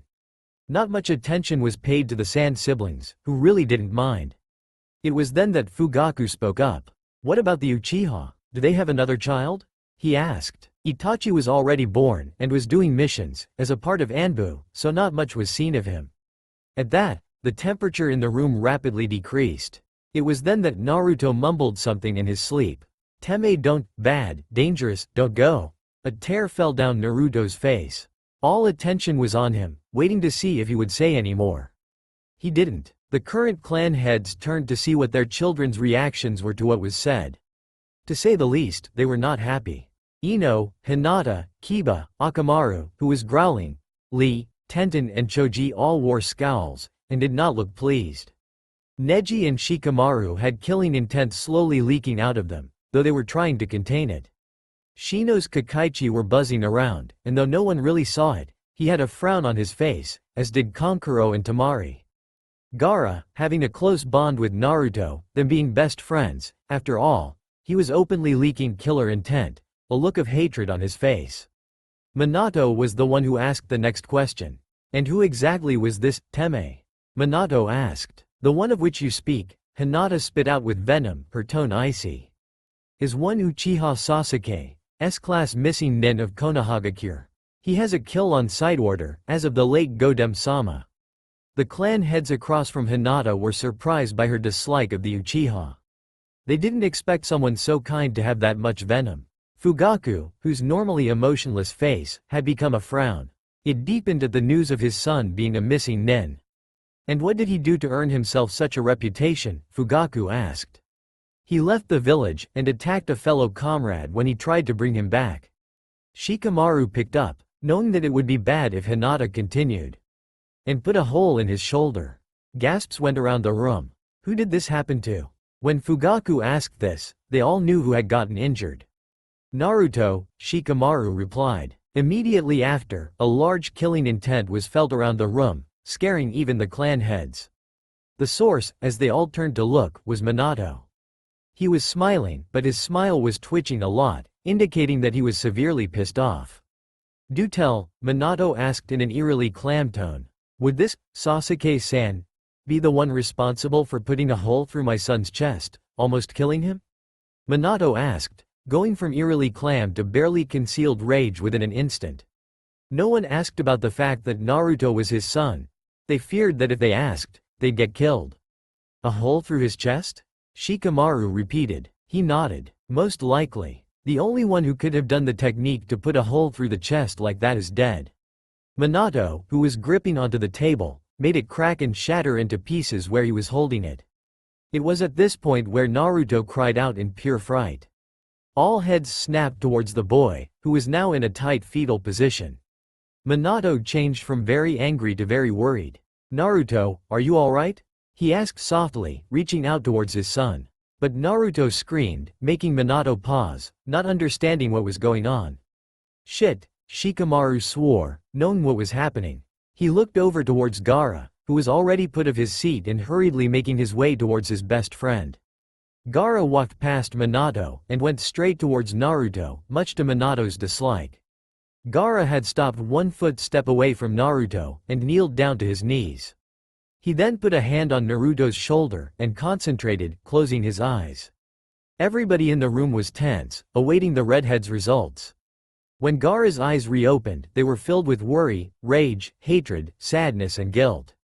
"Hokage-sama," Gaara said briskly, gently picking up Naruto.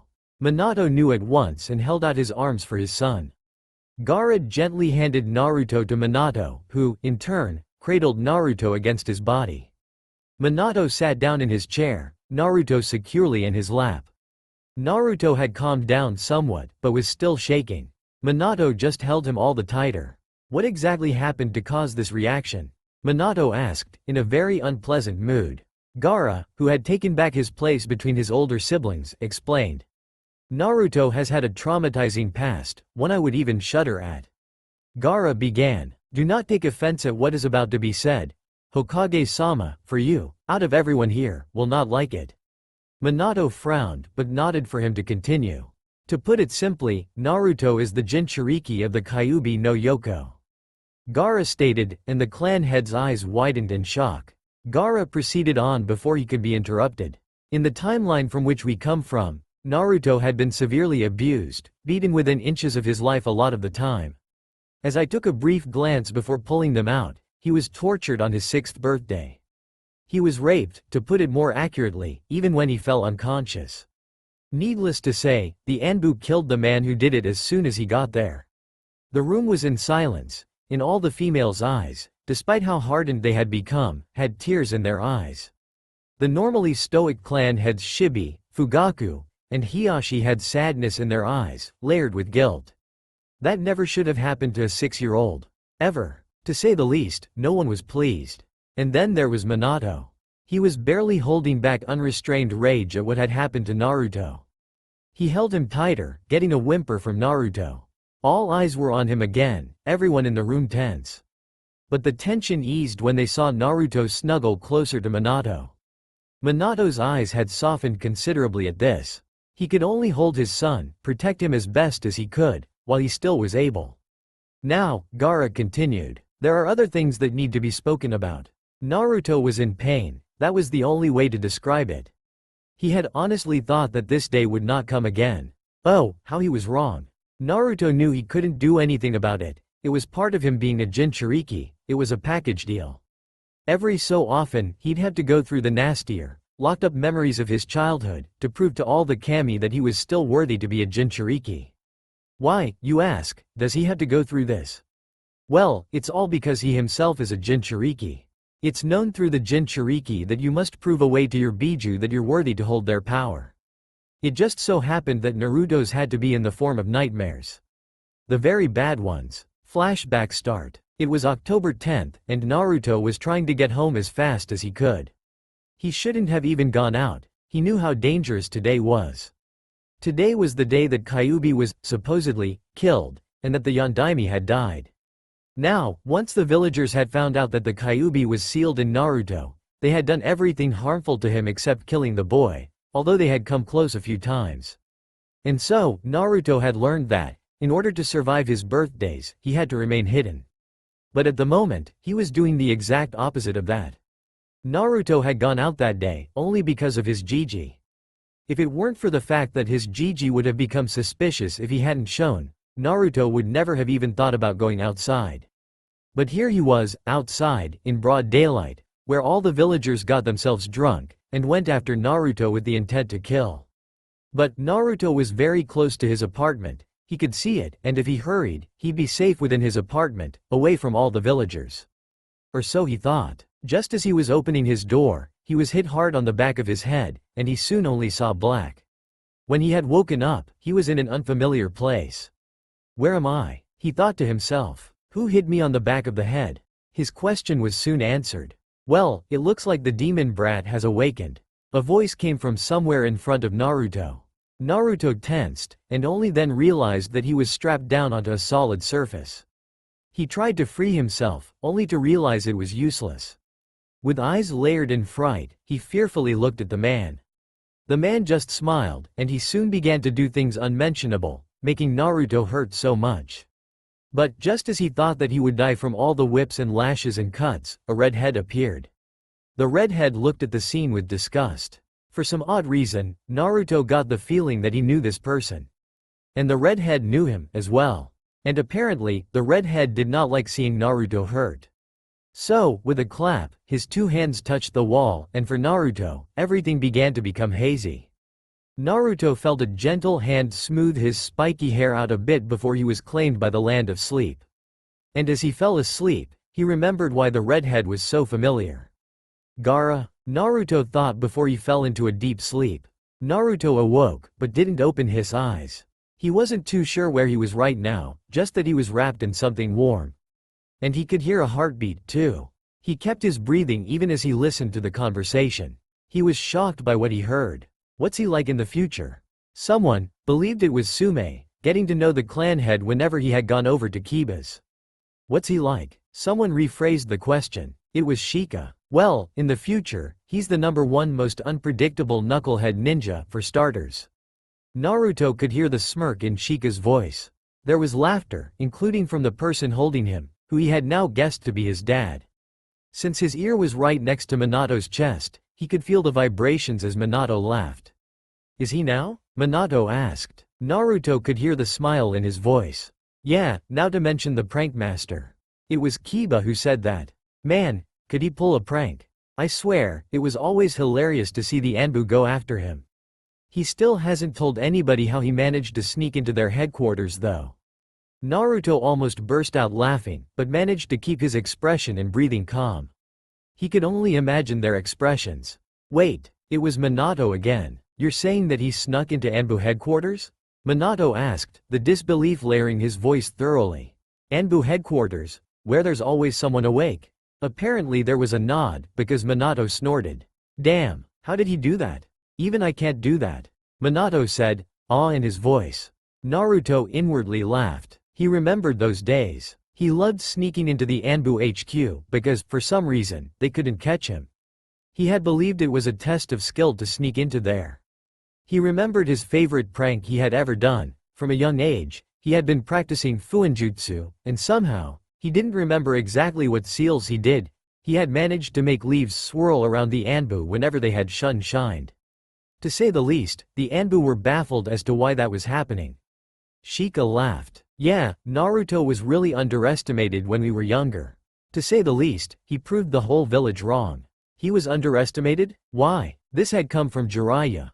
He inwardly winced. It had been tough when Jiraiya had died, and seeing and talking to him on a regular basis pushed him to make sure he didn't show any odd emotion, as if he had known the sage. There was a silence met with Jiraiya's question. No one really wanted to answer the question, but someone had to, Naruto knew. It was Hinata who spoke up. Well, she started. Besides from personal reasons that you'd have to ask him, his pranks angered many people. People thought that was all he could do, and that's all he showed, considering he was last in the academy. The silence, but then, oddly enough, Shino spoke. Although, he said, surprising the room, as he had not spoken much at the meeting. With someone as lazy as Shikamaru is, he should have been dead last, not Naruto. At that, the whole room laughed. It was true, Naruto thought. If he had shown a little more of his talents, he may not have ended up dead last. But the past was the past, and there was nothing that he could do to change it. It was then that Naruto heard the whirl of a kunai heading straight towards Minato's open chest. For some reason, the Anbu hadn't caught it, and it was approaching at a fast speed. Using his reflexes as trained Anbu operative, Naruto caught the speeding kunai with ease, spinning it even faster than it had been coming at his father, and with sharp accuracy, hurtled it back towards the attacker. The current clan heads were surprised that Naruto had returned that while he was asleep. Naruto, who knew he had to wake up now, opened his eyes. He looked around the room, at the faces that were staring at him, and yawned. He rubbed his eye with his hand in the cute way that little kids do, looking like a little fox cub. Naruto felt a hand on his head. "Awake now, Naruto?" Minato asked. Naruto shook his head and snuggled back into his father's chest, deciding that he still needed sleep.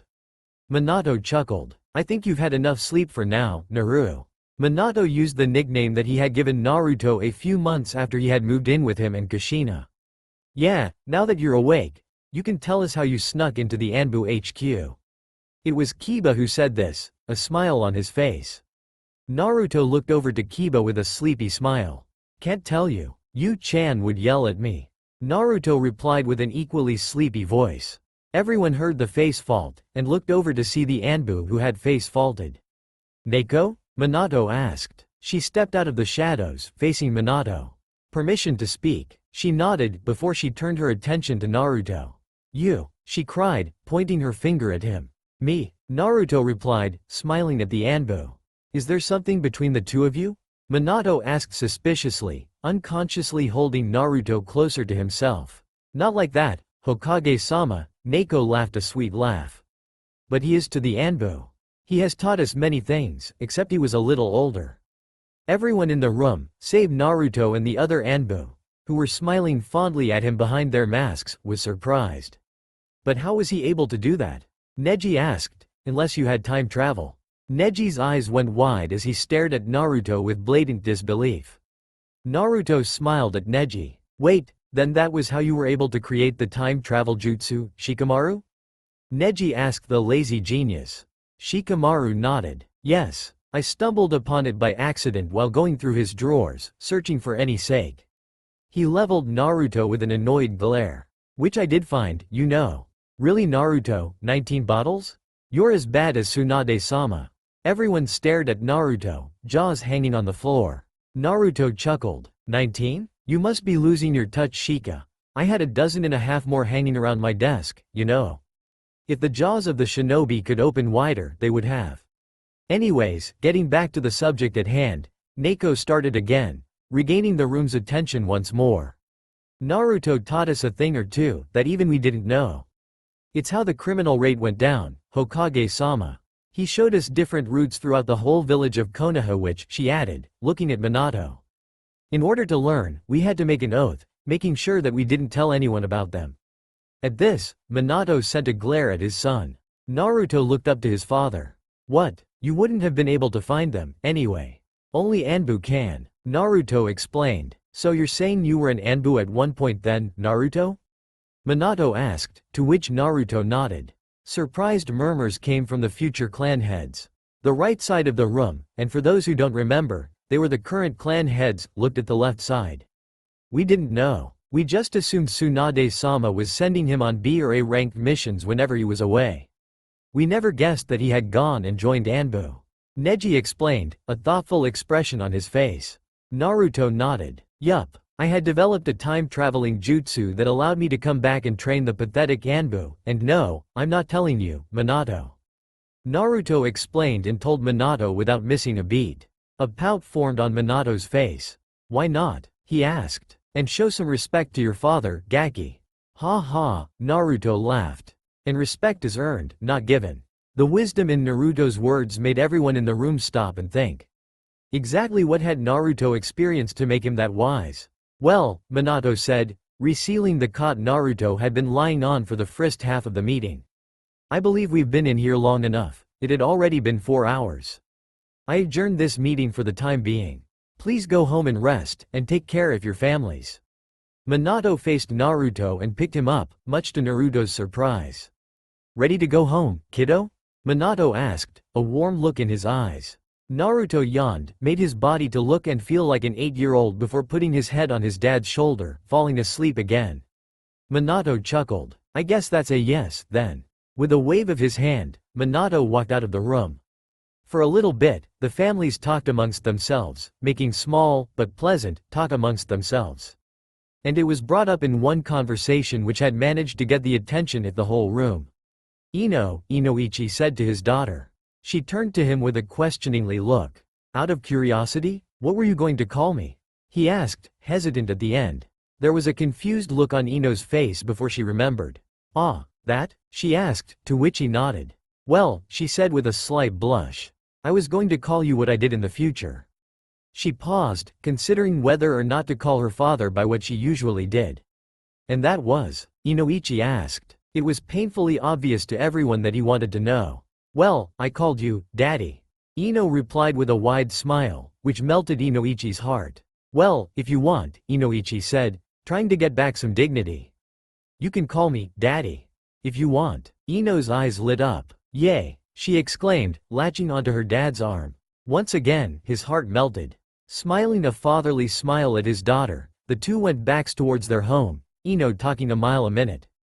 The rest of the families did the same, except they weren't as bad as the Yamanaka pair. Minato, while he was walking out of the meeting room, decided he'd walk home, rather than using Hireishin. It was a beautiful day out, and he'd prefer to hold on to Naruto longer.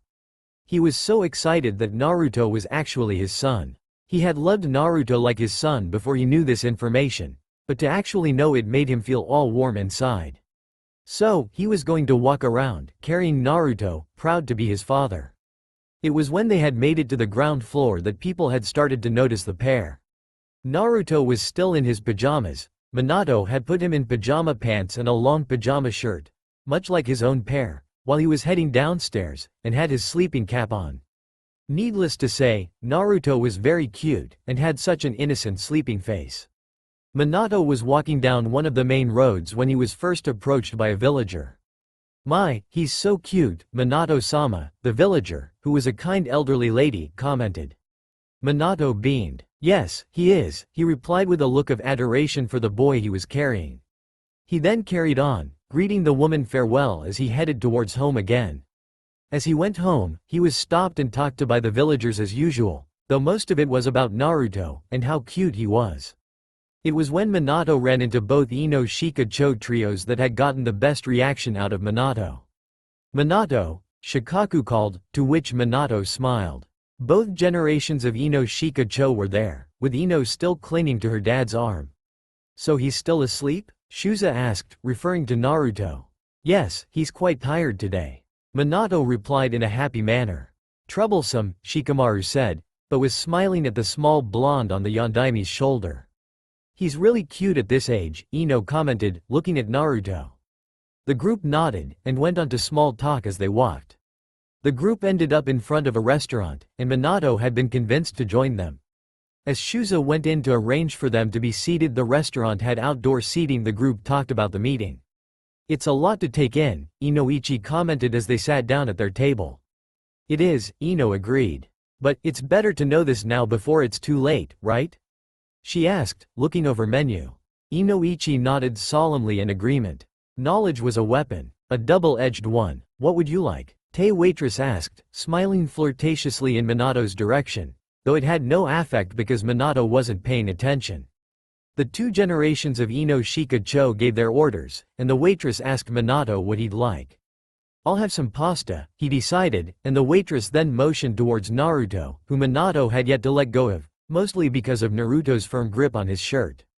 "Naru," Minato said in a soft, caring voice, getting the attention of the other people on the outside patio, as well as a few passerbys. "Come on, wake up." With a little yawn that made all the females present, Naruto opened his eyes, rubbing them. "Daddy?" Naruto asked in a small, sleepy voice. The look on Minato's face lit up the whole table. His face was that of pure delight and happiness at have been called Daddy. "What is it, Naru?" Minato asked, that look of happiness never going away. Pasta, Naruto mumbled, yawning again. The waitress wrote that down, and quickly went to deliver the order so the Hokage and the clan heads would not have to wait long. Like father, like son, Shikaku commented, his eyes leaving the clouds to observe the happy duo. Naruto had woken up to the extent where he could sit in his father's lap. Ino smiled. It was good that Naruto was getting the attention from his father. God knows that Naruto was seriously deprived of it as a child. Looking over to her teammates, she knew they were thinking the same thing. If only they could keep the Yondaime from dying. Maybe then Naruto would have a happy childhood. But the three knew that, unless something happened, that Naruto wouldn't get what they deserved. The three looked at the duo, watching as Minato happily played with Naruto, who was laughing. Yes, if only the kami would give Naruto that one gift, to at least have a father during his childhood. And when Naruto met their gazes, they, if only for a moment, didn't see the eyes of happy little 8-year-old that Naruto was currently acting like. No, they saw the eyes of their Hokage, who was shedding unshed tears, wishing for the exact same thing. The lunch was enjoyable. Minato had had fun during lunch. Listening to his son's antics, Naruto had returned to his 14-year-old state, not wanting to be glomped by the female population anymore, to which everybody at the table laughed at. They had even managed to get out a few stories in which he snuck into the Anbu HQ. Now those were stories worth remembering. Ones he'd never let his Anbu forget, considering the stories he told during lunch were when he had manages to travel into the past. But that was another thing. His son's amazing skill with Fuinjutsu. It was amazing how he could create the most unexpected yet brilliant seals within a matter of minutes, or seconds, depending on the situation. To say the least, his son could be considered a genius. But then there was the fact that he wouldn't reveal any of his techniques. And as a Fuinjutsu master and a dad, that wasn't good. Now, he knew his son had quite a rough childhood. And while he didn't want to open bad memories, the trust, or lack of, was concerning him. They had lived in the same household for over a year, and if Naruto didn't trust him enough to tell him about one seal, what did that say about him as a person? It was on their way home. Minato had Naruto on his shoulders, as the latter had hanged into an 8-year-old again. Minato had no idea why he kept on doing this. Mood swings, maybe? He thought to himself, so he could ride the shoulders of the former. That Minato had decided to ask Naruto about some of his skills. "Hey kiddo," Minato called, his eyes looking upwards. Naruto looked down, proceeding for his father to go on. "What exactly are you good in?" Minato asked. "I've trained with you, but only to an extent. Ida-san probably knows more than I do." Naruto chuckled at the nickname for Itachi. As Minato had realized that he had Uchiha Itachi working for him as an Anbu, and that the Itachi who had come to live with the Namikazes had looked exactly like each other, he had to call the elder Itachi, Ida, as to not confuse him with the younger Anbu Itachi. Little did his father know that the two Itachis were in fact the same person, albeit the age differences. "Let's see, what do you want to know?" Naruto asked. He knew he'd have to answer these questions sooner or later. It might as well be sooner. Minato hummed in thought. "What are your best skills?" he asked. "I have a lot of things that I'm good at, and I'm not bragging." Naruto replied. "Alright then, why don't I say the skill and you tell me, based off your own analysis, what level you're at?" Minato asked, turning the corner, and heading down the long road that would take the two back to the grounds. "Alright," Naruto agreed. "This'll be interesting." Naruto thought to himself. "Ninjutsu?" Minato asked. "Cage level," Naruto replied. "Fuinjutsu?" "Master." "Cage level or higher." "Taijutsu?" "Cage level." "Kenjutsu?" "Cage level." "Senjutsu?" "Up with the Naras." Minato blinked. "To be as good as a Nara? That's pretty damn impressive." "Genjutsu?" Minato asked, figuring it would be the same as the other skills he had. "Non-existent," Naruto replied. "Non-existent?" Minato asked, stopping in surprise, and looking back up to his son. "Yup," Naruto replied, somewhat sheepishly. "I've never been good at genjutsu. I can disrupt it, they usually don't work on me, but I've never been able to cast any." "Wow," Minato replied, but then he thought of something. "Wait, if you can't use genjutsu, how is that picture you had in your room hidden from me this whole time?" "Oh, that was a genjutsu," Naruto simply replied. Minato frowned. "But I thought you said your genjutsu skills were non-existent." "They're non-existent," Naruto replied again. "Then how were you able to keep up a genjutsu over the picture?" Minato asked, confused and slightly irritated. His son was avoiding the subject, but he would not let Naruto get off the hook so quickly. I had inside help, Naruto said. Inside help? Minato asked. Naruto nodded. Seeing as Naruto wouldn't say anything for the time being, Minato thought about who was good enough to make a genjutsu that even he couldn't sense. I'll have to ask Itachi, Minato thought to himself. He's knowledgeable on jutsu. Minato's eyes widened. Naruto? This inside help wouldn't so happen to be Itachi, would it? Minato asked. Naruto smiled and nodded. To a certain extent, though, Naruto grinned inwardly. After all, you did help create the genjutsu, didn't you, Kyuubi? That's right, I did. But your Uchiha there also helped a lot as well. It's probably one of the most complex ones I've seen in a very long time. Kyuubi replied. Naruto grinned, unbeknownst to his father, on which shoulders he was still riding on, that he was talking to what he had referred to as inside help.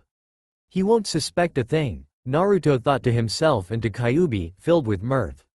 And he won't know it all. It hadn't taken much to convince Kushina that Naruto was her son. She had somehow known that Naruto and she were related, but was waiting for him to come out with it. I knew you were my son. No one besides me can eat so much ramen without throwing up. Kushina exclaimed before glomping him and rubbing her cheek against his soft golden locks. It had relieved Naruto. He had thought that his parents would have reacted more strongly than they had. Nonetheless, he was indeed grateful for their understanding and acceptance.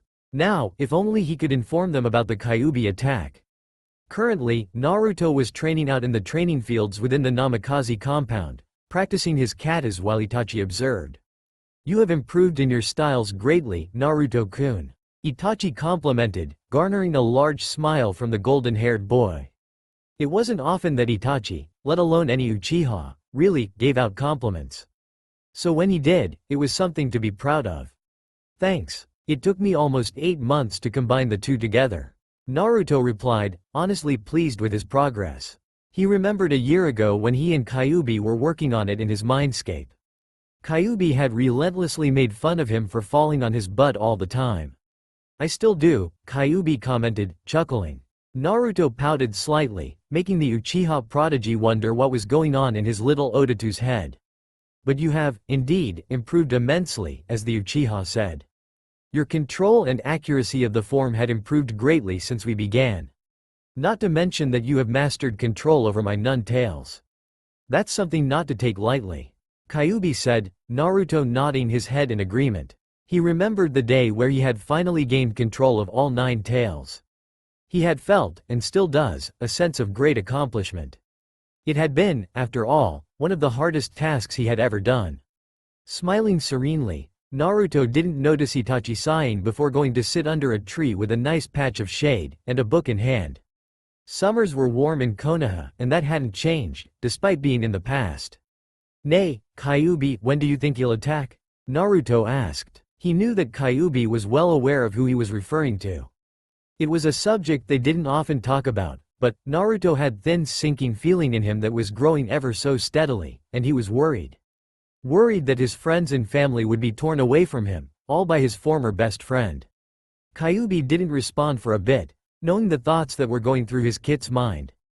Kyuubi let his host go through the katas one more time before he tugged on the young ninja's mind, telling said ninja that he was ready to reply. Naruto put away the wooden katana he had gotten from his dad on the porch table before walking over to sit by Itachi. Itachi didn't bother looking up when he saw the boy coming over. It was times like these, he knew, that it was best to stay silent rather than voice your thoughts.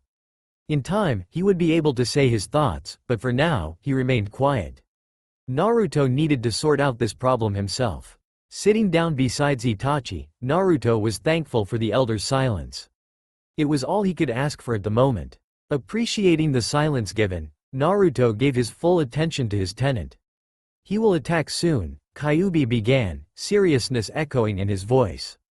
I believe him to be here already, though he had yet to reveal himself. Naruto tensed, but did not say anything. It would be wise if you told your father this, Kyuubi continued. That way he can inform the village of this, and make sure everyone's ready for this. Although, Kyuubi mused, this will have to be done in secret.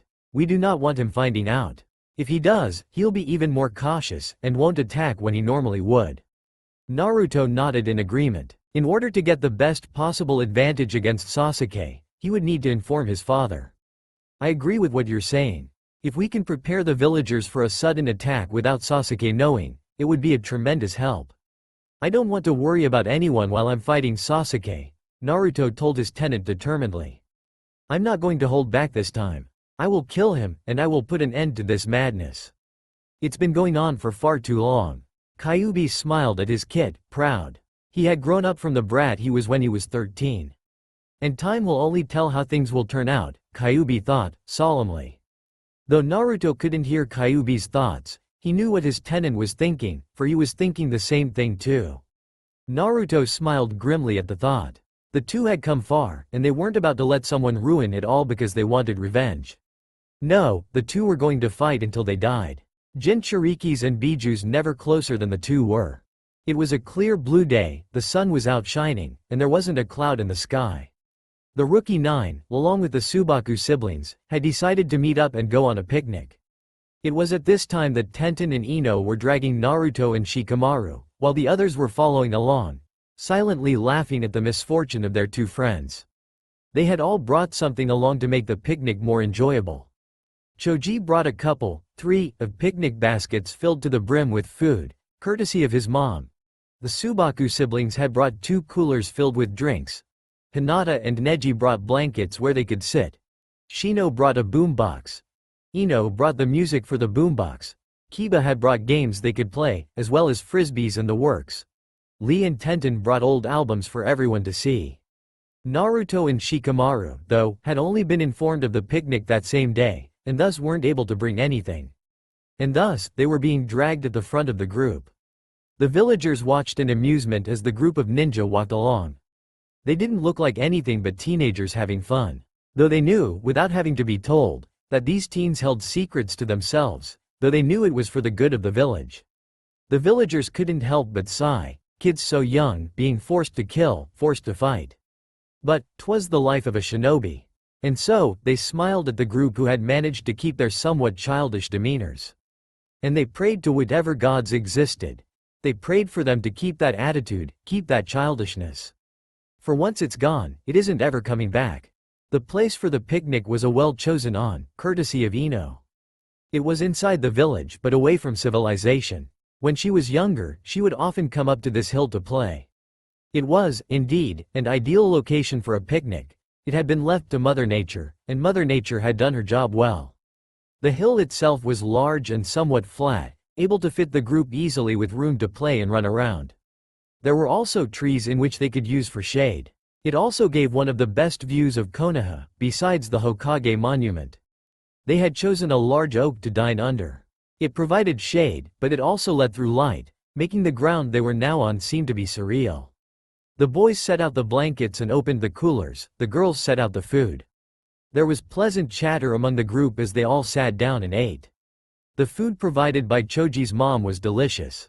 There was a variety of things to choose from, ranging from sandwiches to pasta to rice, and more in between. The Subaku siblings had brought various drinks, such as lemonade, water and soda. We would have brought some beer, too, Kankuro said, shooting a glance at his elder sister. But Tamari wouldn't let us. Think about it, Kankuro, Tamari replied, meeting her brother's glare with her own. Do you really think that a bunch of 14-year-olds should be getting buzzed up on alcohol? What would their parents have to say about it? But technically, we're 20 and older, Tamari, Kankuro argued. Besides, Kankuro sent a wry look towards Naruto. I bet you have a bunch of sake on you. The group looked towards a sheepish Naruto, who had a hand scratching the back of his head. They all sweat dropped, sans Naruto. Tamari sighed. I guess that's expected, she said. How much do you have on you right now? She asked Naruto, who had gone into a thinking pose. I think I have enough bottles to get everyone here pleasantly buzzed. He replied, smiling. The group shook their heads at their blonde Hokage before going back to eat. The group of teens had soon finished their portions of the food, and there was some left for later. Choji's mom really had packed enough. They began playing games, going back to when they were 6 years old, and laughing childishly at each other's misfortunes. They had turned on Shino's boombox, and Ino had put in some of her music. The song that was playing as the teens sat down to take was Hey Soul Sister by Train. Don't look at me like that. I am not weird to put this into a ninja fanfic. The sun was starting to set, and it was a gorgeous one, overlooking their home city. Ino sighed in happiness before remembering that there were two people that hadn't brought anything along for this joyous occasions, besides themselves. Shika, Naru, Ino sang out, sending shivers down the spines of said persons. The two looked over to a mischievously smiling Ino. You two remember that you didn't bring anything to the picnic, right?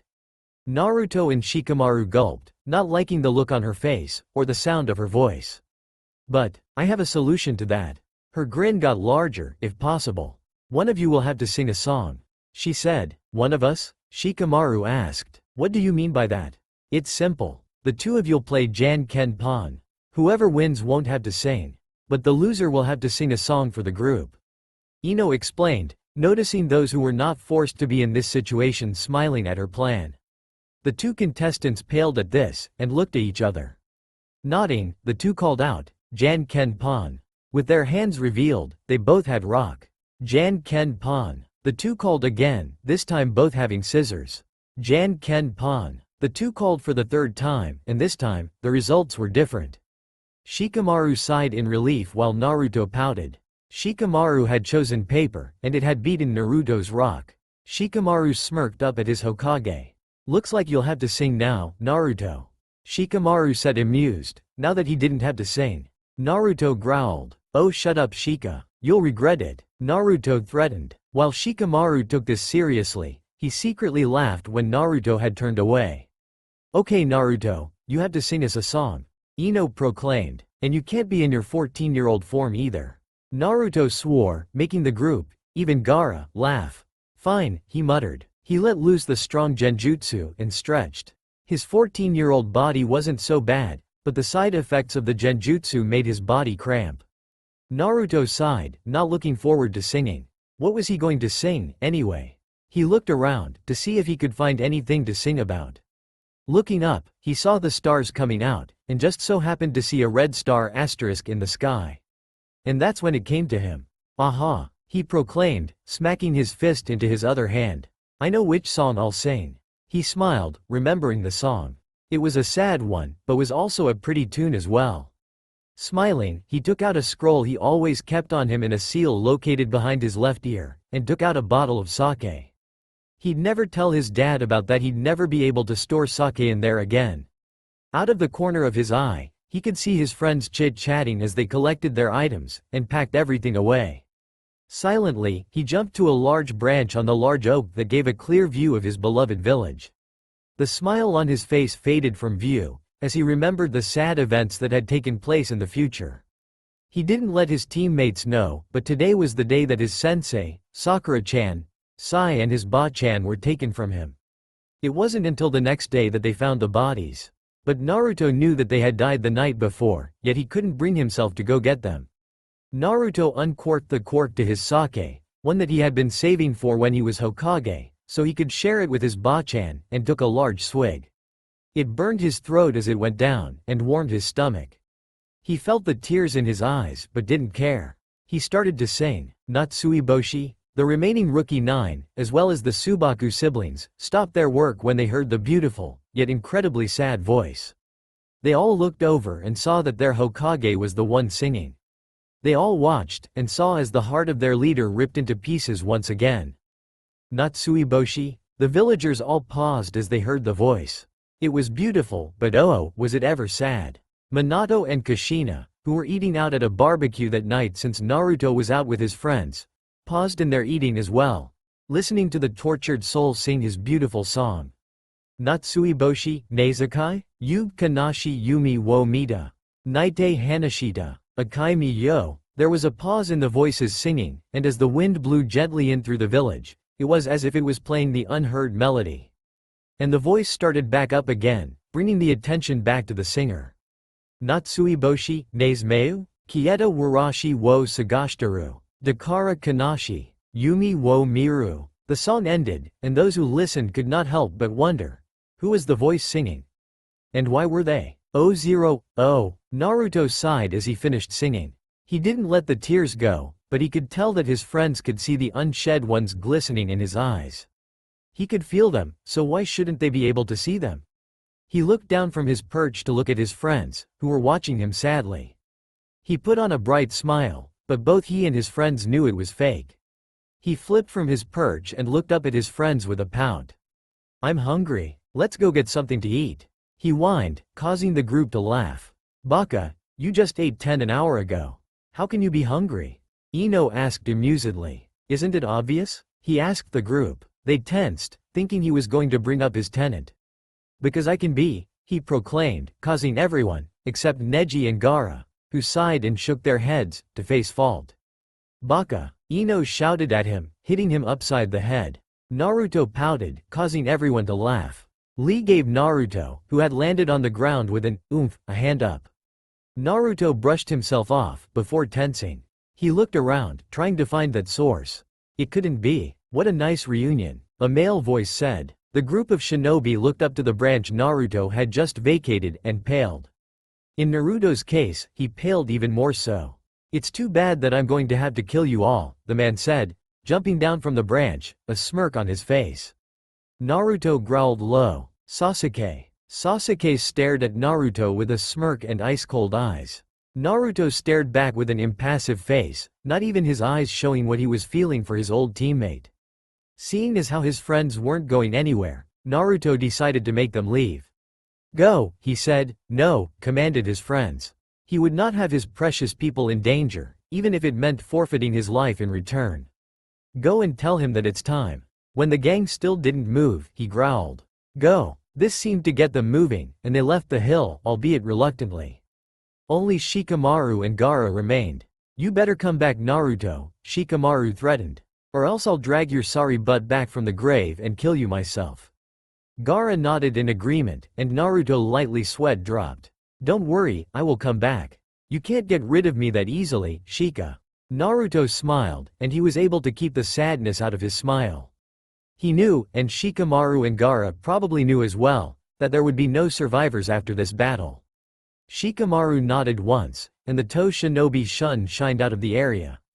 Naruto turned back to Sasuke, who hadn't moved from his spot. The blonde cracked a smirk. "Ah, how sweet. Waiting for me to finish my conversation." Sasuke snorted. "Please, I only waited so that when you were killed it wouldn't be in front of your little friends." "Underestimating me already, Sasuke?" Naruto asked in an eerily calm voice, that put Sasuke on edge slightly. "I wouldn't do that. You'll end up dying quicker than you think." That's when Naruto struck. While the two were talking, Naruto released the gravity seals he had on himself, and as he charged towards Sasuke, he was nothing but a yellow blur that was barely visible. Naruto struck with his katana, which was in its true form. A 4-foot-long blade the color of his sky-blue eyes, and easily sharp enough to cut through metal. The hilt as black as an Uchiha's eyes. Adorning the hilt were small gemstones that were a deep sapphire blue and a red the color of Kyuubi's eyes. For the fight against the Auto Nin, it was in its sealed form. But now, facing against Sasuke, he needed to go all out, to make sure that Sasuke didn't kill his precious people. Sasuke dodged the swipe easily and retaliated with his own sword, Kisangani, beginning the dance. Naruto dodged the horizontal attack by ducking and followed with a kick to Sasuke's legs. Said person jumped in the air and slashed downwards with his sword. Spinning on his right foot, Naruto dodged the slash and slashed his katana at a backwards diagonal slash with his left hand. Being thankful that he and Kyuubi created Shippu, his sword clashed with Sasuke's and their dance continued. The gang, now back in their 20-year-old forms, rushed to the Hokage Tower. Shikamaru, who was leading the procession, got most of the stairs, seeing as though he looked an awful lot like the clan head of the Naras, aka Shikaku. Upon entering the Hokage Tower, he traveled the familiar path to the office of his best friend, completely ignoring the secretary. Shikamaru knocked twice before entering the office. He didn't care what anyone said. His Hokage gave him an order, and he would complete them without fail. Entering the office, Shikamaru was only slightly shocked at seeing all the clan heads of this time in the office. Everyone looked towards him with looks annoyance and curiosity. Shikamaru faced the Hokage, who was annoyed as well. What in the world is so important that you couldn't wait to get in here? Minato asked with a steely voice. Shikamaru's eyes narrowed dangerously, forming a glare. This shocked the occupants of the room. If Shikamaru was indeed a Nara, which he obviously was, that look would be very bad for the receiving end. What's wrong? Shikamaru bit out. His words were as sharp and cold as the tone of his voice. I'll tell you what's wrong. My Hokage is out there fighting the most dangerous enemy in the elemental nations, and, instead of letting us stay there to help him, he sent us back here so we could warn you to evacuate the damned village. Shikamaru was absolutely livid. He was upset about the fact that he had to leave Naruto there with Sasuke. But the fact that the Yondaime sounded annoyed at his interruption when he should know that the only reason he would barge in was because of something deadly important. Minato's eyes grew wide in shock, though the infuriated Nara didn't find that satisfactory. We need to evacuate the village immediately. Shikamaru continued, his words not as icy as before, though still pretty frosty. Knowing those two, there will be a lot of destruction, there always is. Minato nodded sharply. All right, sound the alarms immediately, and tell the villagers this is an S-class emergency. Shikamaru nodded and left the room and didn't look back. He knew the Yondaime would explain the situation to the confused clan heads. What's going on, Hokage-sama? Sume asked, her voice low serious. Why is this an S-class emergency? Minato looked at her with hardened eyes. I will explain when the village, shinobi included, is evacuated. The tone Minato's voice left no room for argument, and the shinobi there knew that to question their Hokage now would be a death sentence. The clan heads quickly left the Hokage tower and began rounding the citizens and shinobi. The villagers were vastly confused, and didn't cooperate fully. The one to clam them, though, was an unexpected one. Silence, Hinata commanded, and the people ceased their chatter immediately. Hinata had a frown adorning her gentle face, and her jaw was set. We are in an S-class emergency. You all need to cooperate in order to secure the safety of yourselves, pets, and children. Now go. The response was instantaneous. The villagers headed towards the Hokage monuments where they would hide until the emergency was over. Once all the residents of Konoha were safely in the monuments, Minato stood in front of the people. Seeing their Hokage, they all quieted down. Mina-san, thank you for cooperating. The situation we have is dire, one that, if not taken care of, could result in a grave disaster. Minato's gaze swept over the people of his village before he continued. As most of you know, we are in an S-class emergency, though most of you weren't told. Nods were made by the people and Minato continued again. Right now, there is a dangerous nin in the village, though not by the city itself. He looked over towards Shikamaru, who took over as the Hokage's assistant. I'll be blunt, Shikamaru began, garnering the attention of the people. The most dangerous guy in the elemental nations, even more so than the Yondaime, is that nin. There were whispers of fright and looks of terror all over the places. Even the Anbu were tense. But, Shikamaru continued, the attention on him once more. This nin is not from this time period. Shock and terror went to confusion and anger. What do you mean by that? A Chunin called out. It's impossible to time travel, isn't it? He asked, people agreeing with the Chunin. But what if it was possible? Shikamaru asked a question in return. What if there was someone strong in the future that was skilled enough to make a time travel jutsu? What would you say to that? That person would indeed be very strong, Guy spoke up, his youthfulness attitude turned into a somber and serious one. I suppose we all know who this person is, don't we? Guy asked, receiving a nod from the lazy genius. Who is he? About to reply, there was a sudden explosion, scaring all those who were in the room. Gaara, who had, until now, been leaning against the wall silently, stepped forward with his third sandai. Saying a quick jutsu, Gaara projected the wall to a place where everyone could see what was happening. And when they did, all were shocked, though none were affected as bad as Minato was. Naruto? Naruto had managed to land another punch on Sasuke with a left uppercut. The impact with Sasuke's jaw had sent said man flying and straight into a tree. The tree, who couldn't handle the pressure it was suddenly assaulted with, cracked and exploded, sending the Uchiha back even more. There was smoke from the explosion, and Naruto remained on guard, trying to sense where Sasuke was. At the last second, he quickly dodged the stab aimed at his side, jumping away. The smoke cleared and Naruto got a clear view of his battered opponent. Sasuke's white shirt had, by now, been torn off him, and all he had left on now were his black Anbu pants. There were scratches and dirt all over his bare pale skin, and blood slowly leaked from wounds that had not been tended to. It wasn't like Naruto was any better, though. He, too, was in nothing but his standard black Anbu pants, his shoes obliterated, the remains all over the hill. The only part of the hill that remained was the sturdy oak tree. Naruto frowned at the destruction of the hill, hoping that, by the time he was back in the future, if he survived, the hill would be regrown again. The blonde looked back towards his enemy. The two were breathing hard. They both knew that this had to end, though who would win, they didn't know. "Done already, Dobi?" Sasuke asked, setting his sword up in an attacking stance, his cursed seal activating. "Please, you have a long way to go before you can kill me, Teme." Naruto retorted, entering sage mode. He wondered how Jiraiya was reacting. Naruto knew that Gaara had left the sandai here, and was, most likely, showing it to all the other villager, even to San and Ka-chan.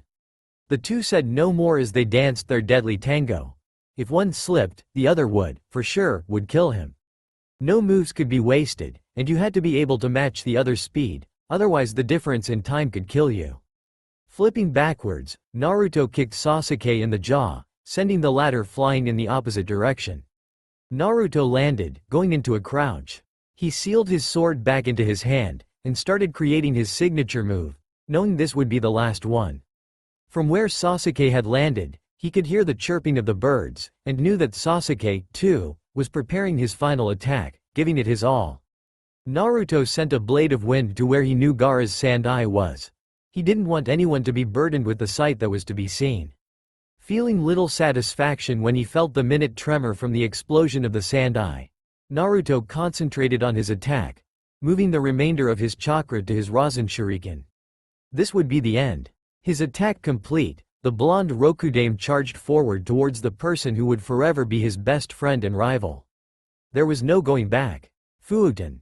Rasen Shuriken. It was a beautiful day in Konoha. The sky was a clear blue, and clouds were gently floating along. The sun was shining brightly, its radiant beams giving warmth to those who stood underneath its rays. Perfect day for cloud watching, Shikamaru thought to himself as he made his way through the village at a leisurely pace. He had just gone to pick up the gate reports for the Hokage, and he wasn't in any big hurry. Though he doubted much work would be completed today, today was an important day, to all of those in the elemental nations. Thinking back, he could clearly remember what happened that day, when Naruto destroyed the sandai. Flashback. There was a deathly silence as the only connection to the fight was destroyed. The silence was broken by an almost inaudible sigh, though, as it was quiet, almost every shinobi in that hideaway could hear it. All heads turned towards one Subaku no Gaara, who had known what happened. He looked around, seeing the expectant looks he was getting.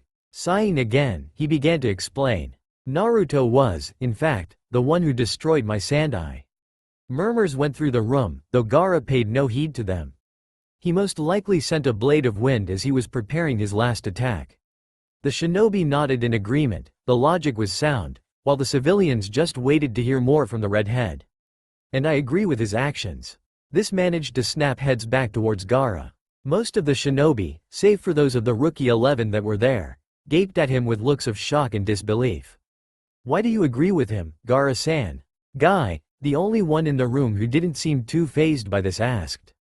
Gaara didn't answer right away, thinking of how exactly he should word this explanation. "You all know how old Naruto is, correct?" Gaara asked, and he heard whispers of 14 and 15, but not his actual age. "In another 6 months," Gaara continued, "Naruto will be having his 21st birthday." Eyes bugged at the blonde Rokudame's true age. But how is that possible? Jiraiya, who had been silent for pretty much the whole time, asked. He had hunches on what it may be, but it's better to have it straight from an accurate source. When Naruto arrived here, or so he told me, he was trapped in the body of a 13-year-old. It wasn't until the auto attack on Konoha recently that Naruto gained back his original form, though only for a short amount of time.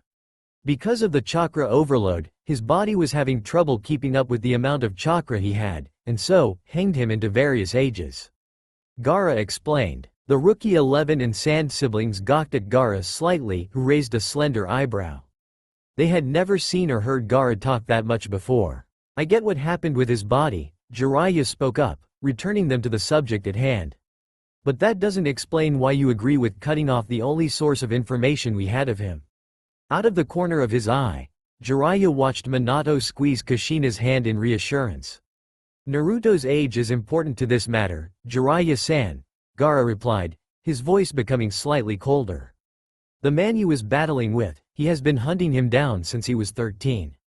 The room went deathly quiet, and Gaara glanced around to see the reactions of those in the room. Most of the shinobi and civilians were shocked at how long their blonde friend had been chasing after the brunette. There were others though, Gaara noticed, that had different expressions on their faces.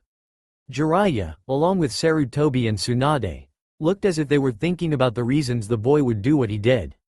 Then there were those, such as Minato and Kushina, who had looks of worry on their faces. It was reasonable, Gaara mused, since they were, after all, his biological parents. Gaara coughed, garnering the attention once more. It's more than just chasing after a missing nin, Gaara said. The connection between the two runs deeper than that. And after those last words, Gaara leaned against the wall again, signifying that he would say no more. End flashback. Shikamaru sighed, thinking of how the reactions of the shinobi and villagers present at that time helped change their future actions. All of those who visited the past had remembered, had felt, had seen the changes that occurred while they were in the past, of the things they had chosen. To say the least, Konoha had changed, and in his opinion, his home had changed for the better. Arriving at the Hokage Tower, Shikamaru walked in, where those who encountered him nodded and respectfully greeted him. Shikamaru sighed mentally. He could understand that, because he was the clan head of the Naras, he would be treated with respect, but this was just too much. It was troublesome. Shikamaru yawned as he knocked on the Hokage's office door. There was a shout of, "Come in," and Shikamaru entered the office, closing the door behind him. Looking towards his Hokage, the lazy Nara saw that the swivel chair was faced towards the window, specifically aiming for the Hokage mountain. Thinking about what happened back then, Shikamaru asked, his voice quiet, already knowing what the answer to his question would be. He received nothing but a nod for his Hokage, and Shikamaru didn't blame his leader one bit. This date, all those years ago, was something to remember, to always keep in their hearts. The happiness of getting rid of a dangerous enemy, the sadness of losing a friend who was pushed into the life of darkness and hatred. Shikamaru heard a sigh, followed by the squeaking of the swivel chair that belonged to his Hokage. The Nara smiled at his Hokage, who smiled back at him before taking out a bottle of sake from his ear. "I think I'll go watch the clouds." Shikamaru mumbled, more to himself than his Hokage. "I'd be careful if I were you, Shika. You don't want to get caught by Ino." The Hokage teased with a shit-eating grin. "If you were, you'd be screwed." Shikamaru glared at his Hokage. "It's none of your business, Hokage-sama." Shikamaru retorted to the Hokage, who was now pouting. I told you guys to stop calling me that. It's so formal and cold." The Hokage whined, which made Shikamaru smirk. "It's not our fault that you wanted to become Hokage," the lazy Nara replied. "Well, it wasn't my fault that the lot of you decided to make me Hokage," said person took a swig of his sake. "And it isn't my fault you decide to listen to me, either." Hi, Shikamaru replied lazily, heading towards the door. "Oh, I almost forgot." Shikamaru faces Hokage again. "I ran into your mother on the way here. She wants you home for lunch, saying something about a special, uzumaki ramen, dish that she was making, and that if you didn't hurry, she and your father were going to eat it all without you." Looking towards his leader again, Shikamaru laughed at the expression of excitement and panic on his Hokage's face. Leave it to him to have two completely different emotions on his face at the same time. Shikamaru sighed again. He seemed to be doing that a lot today, as he saw his Hokage disappear in a yellow flash. Walking towards the door, Shikamaru thought to himself, "You never change, do you, Naruto?" Walking outside the Hokage Tower, Shikamaru headed towards his favorite cloud-watching hill, the door to the Hokage Tower closing slowly. That's all for now. If you enjoyed this video, then please like, share and do comments.